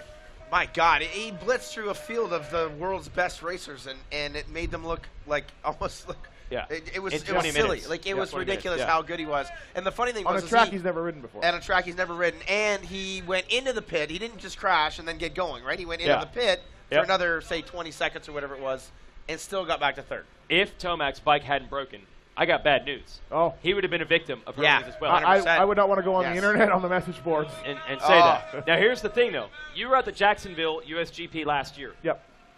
What the heck was wrong with Tomac on Saturday? It was terrible. Yeah. And then on Sunday, he won the first moto by a big margin. So you've seen Tomac do this on Saturday and come back big the next day. He was diving into the berms. He had to stay light on the berms. He had to stay light. He gave them advice. Change everything. No, I'm not saying that. I just, Okay. Yeah. But Tomac, you've seen that weirdo turnaround. Absolutely. And again, USA has had some crappy Saturdays in this rain, in the old rain, and they can do it. They can pull through. So it's not like the end of the world or anything. Again, they could have went 5-1-2, and then everybody would have been okay and ready for this big showdown. But as it is, you know, they're going to get the 9th gate pick, and that's not ideal for this short start. I mean, they'll be okay, but it'll be tough for them to do it tomorrow. The Dutch look great. They do. Yeah. All right, we had a couple interviews we're going to run here on RacerTV.com with some of the riders, so stay with us right here. You know, I had a way of losing my mind when Travis Pastrana calls. He seems like every time he calls me, I either like wind up sinking a motorcycle into a pond or just doing some extreme stuff. And I think this is a prime example of extreme for my condition. You know, I mean, it's been a long time since I raced motorcycles professionally, or for any race for that matter. But you know, I've only been asked to do donations 4 times in my life. Once September 11th happened, we didn't go. I broke my collarbone once. We went to Brazil once. I didn't make it. We didn't win, but we went. And then we won it in Ernée in 2005, which was awesome. And man, you get an opportunity to go race the nations. I mean, let's do it. I think everybody knows why we're here. We're raising money for Puerto Rico. We're going to try to keep it real, do the best we can. But at the end of the day, just I mean, you can't miss an opportunity to race motocross those nations. I'm a lot closer to the old Kenny now than I was the entire outdoor season, and so it'll be great to kind of see where I'm at the moment. But I just have a lot more confidence in everything, and in my bike, and my body feels a lot better, and just less problems. So I think we'll be very good, and for sure be up in the mix.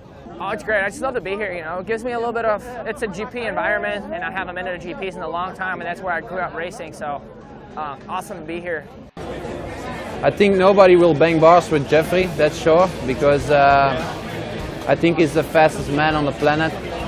I'm pretty sure about it, actually. But you know, it's always racing. You know, you never know what happens, and we'll see. You know, our level in Europe is really tough, and let's hope we can battle with Eli and Barsha and all those guys. You know, it will be good.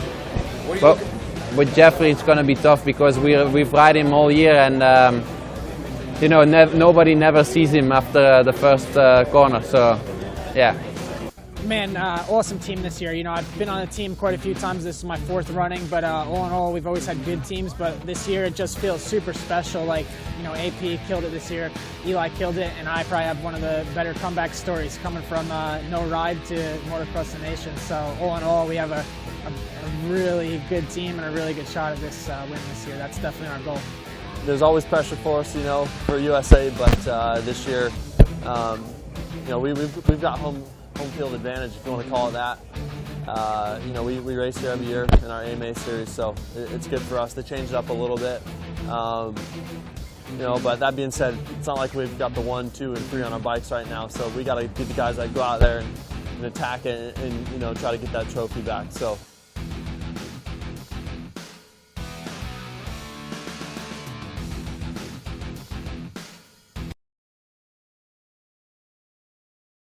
Our boy D-Stu. We talked to the guys yesterday during press day and team pageantry ceremonies. There's some clips from Kevin Windham, Jeremy Van Horbeek, Ken Roxon, Eli Tomac.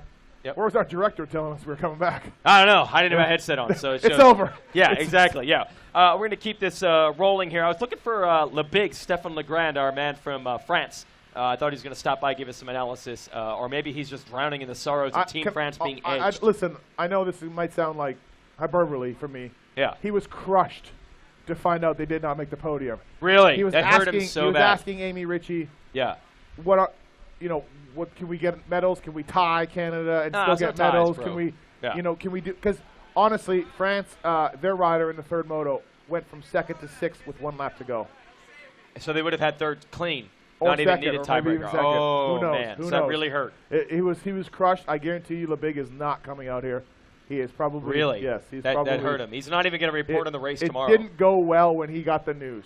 Wow. Yeah. Oh, okay. And I made sure to go there because I was wondering, is Le Big, you know, Amy, let's get this thing figured out legit. So. No wonder he was really adamant about the tie.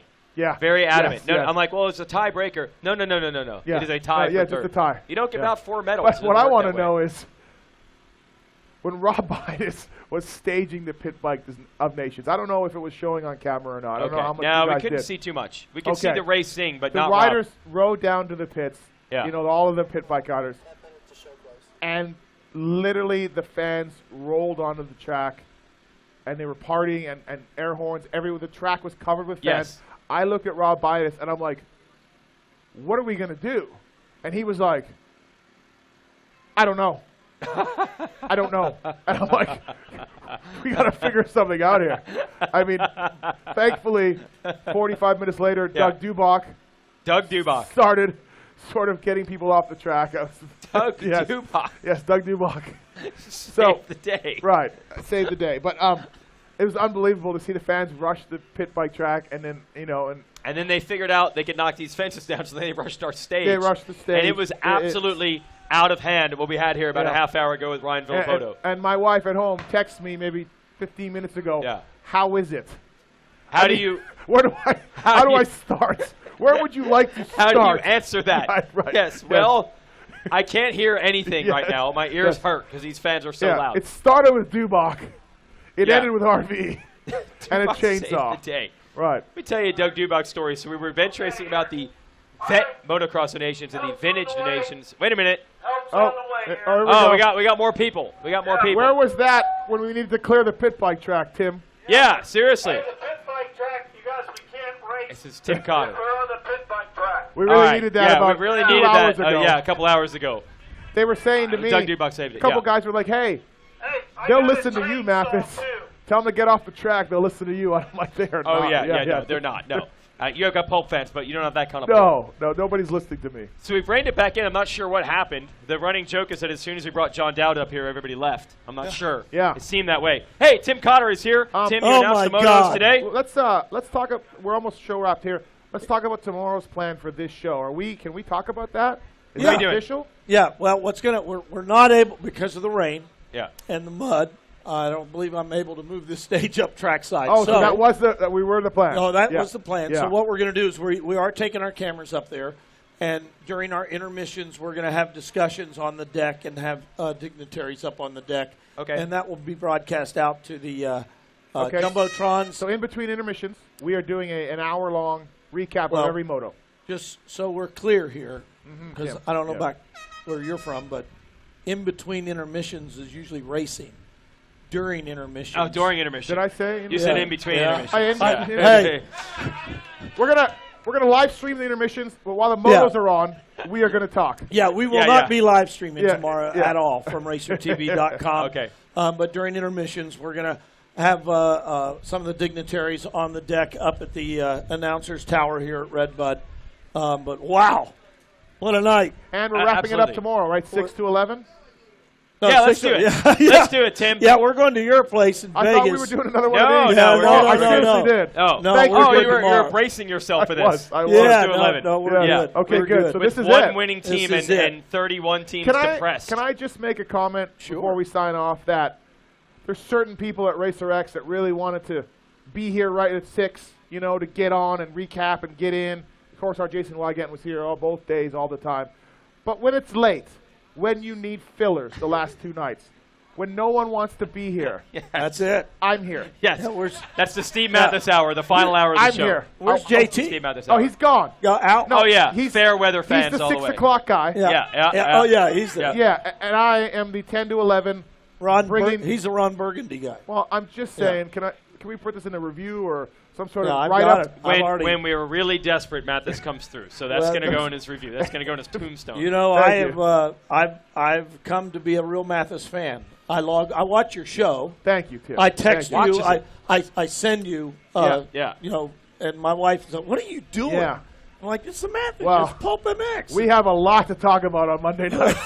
Oh my gosh! We have a lot Oh my to gosh! cover We on haven't even had a this race Monday day yet. night. Haven't had a race day yet. Right. But Tim, look, this has been your vision for a long time. Now, everybody spreads the love here, and everybody's cool about doing that. But honestly, you were the one that said, I want to do this thing. I want to have the college game day feel. We got a desk at the office in Morgantown. We'll get the rest of the stuff dialed in.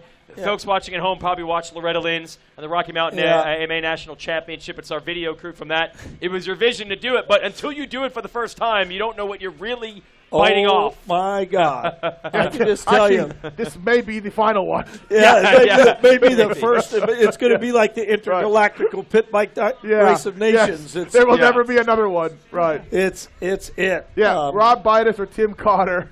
They had their peak. Hey. Who had the most? Yeah, right on. Yep. Yeah. Thank you. Fan. Random fan. Okay. Random fan. Yeah, Random just coming right up on the stage. So, Okay. guys. This is your vision. This is your vision, Tim. It is my vision. I've always wanted to do this. Had a great experience. There's no question about it. And I hope we do it again sometime. I think it's been an awesome asset for this race, for our sport, and something to build on for sure. When the crowd busted through our fence. Look at these guys. And we're getting so loud. Oh, that's my guys. We got Lil D. Guys. We got Lil D. Still here. Yeah, FMF. And Hammer. I got Hammer. Yep. Hammer Golf is here. I'll be hanging out with you guys in about 5 minutes. When the crowd busted through the fence and we had Ryan Villapoto up here, and it was so loud that even with our headsets cranked, we couldn't hear ourselves. Was that what you were visioning when you wanted to do this show? Well, I got to tell you, if you recall, when the show started today, I brought the Chamberlain Cup down, right? Yeah. That Holy Grail, I brought the Chamberlain Cup. I had it with me. Yeah. I brought it down, and I set it on the edge of the desk. And then the next time I came up, there were 12 pit bikes on this stage. Yeah.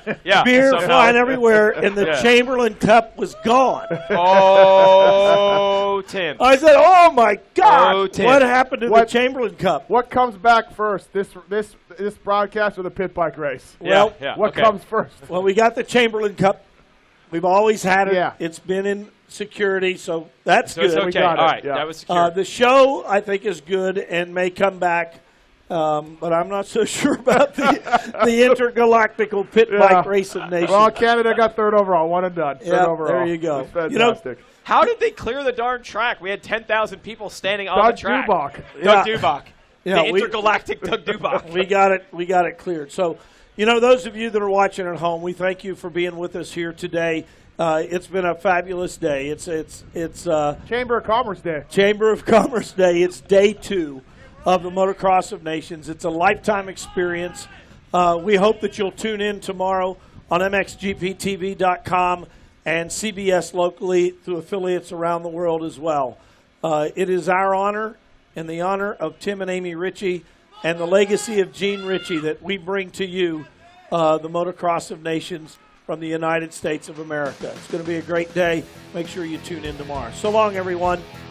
Thanks for tuning in to RedBud Race Day Live on Racer TV. There you go, guys. Yeah. We might still be on. I'm not sure. I don't know. So, hey, We're yeah, still on the monitor. I don't think you can have a more massive.